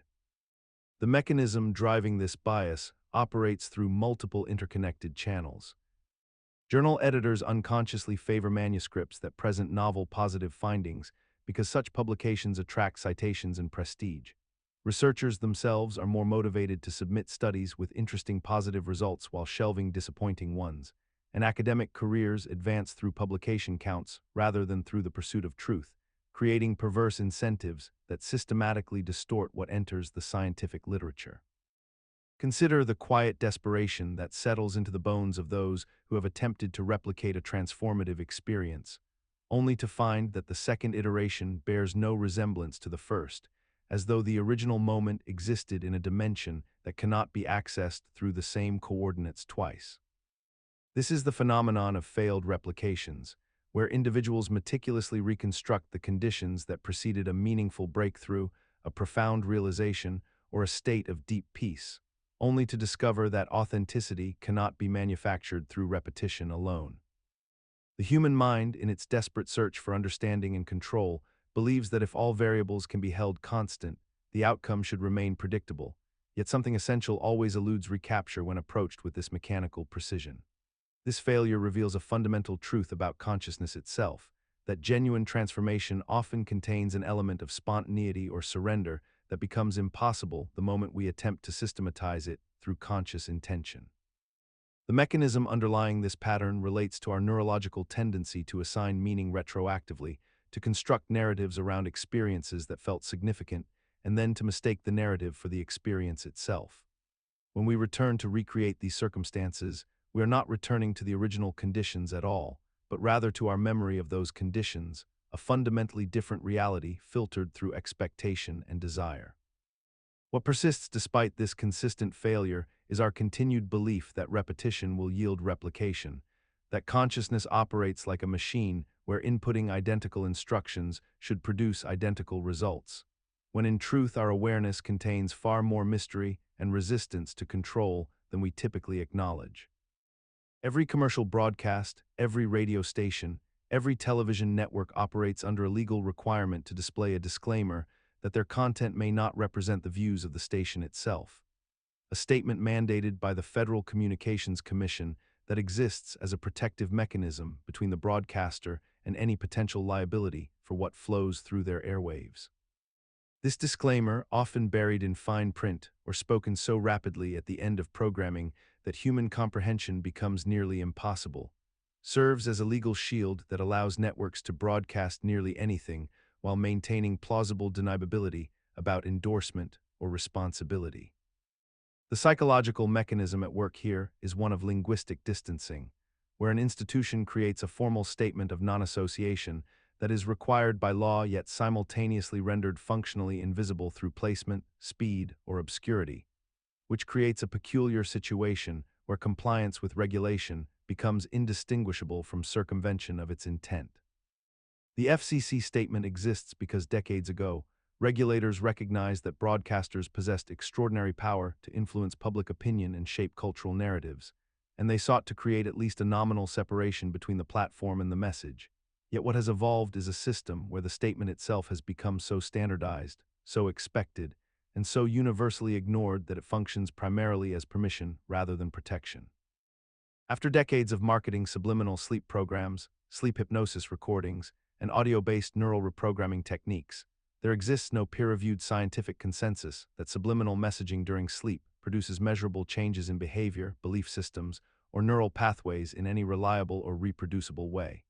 Yet millions of people continue to listen to these recordings nightly with the conviction that they are being fundamentally altered at the subconscious level while they rest. The mechanism behind this persistence operates through a combination of confirmation bias, where individuals selectively remember the mornings after listening when they felt slightly more motivated or optimistic, while completely discounting the many other mornings when nothing changed at all, coupled with the placebo effect, which is genuinely powerful enough to create real neurological and behavioral shifts, regardless of whether the actual stimulus contains any active ingredient whatsoever. When someone listens to a deep voice discussing abundance and success while falling asleep, their brain may indeed release certain neurochemicals associated with relaxation and positive expectation. But these effects stem entirely from their belief in the process and the calming nature of the audio experience itself, rather than from any subliminal linguistic encoding that supposedly bypasses conscious awareness to rewrite their fundamental programming. We have collectively normalized the consumption of these unproven interventions by framing them as harmless wellness practices, creating a cultural environment where the absence of evidence has become entirely irrelevant to their continued popularity and profitability, and where questioning their efficacy feels almost rude or dismissive of other people's personal experiences. Even when those experiences may simply reflect the well-documented power of expectation and suggestion operating through entirely ordinary conscious mechanisms rather than mysterious subliminal processes beyond the reach of scientific measurement.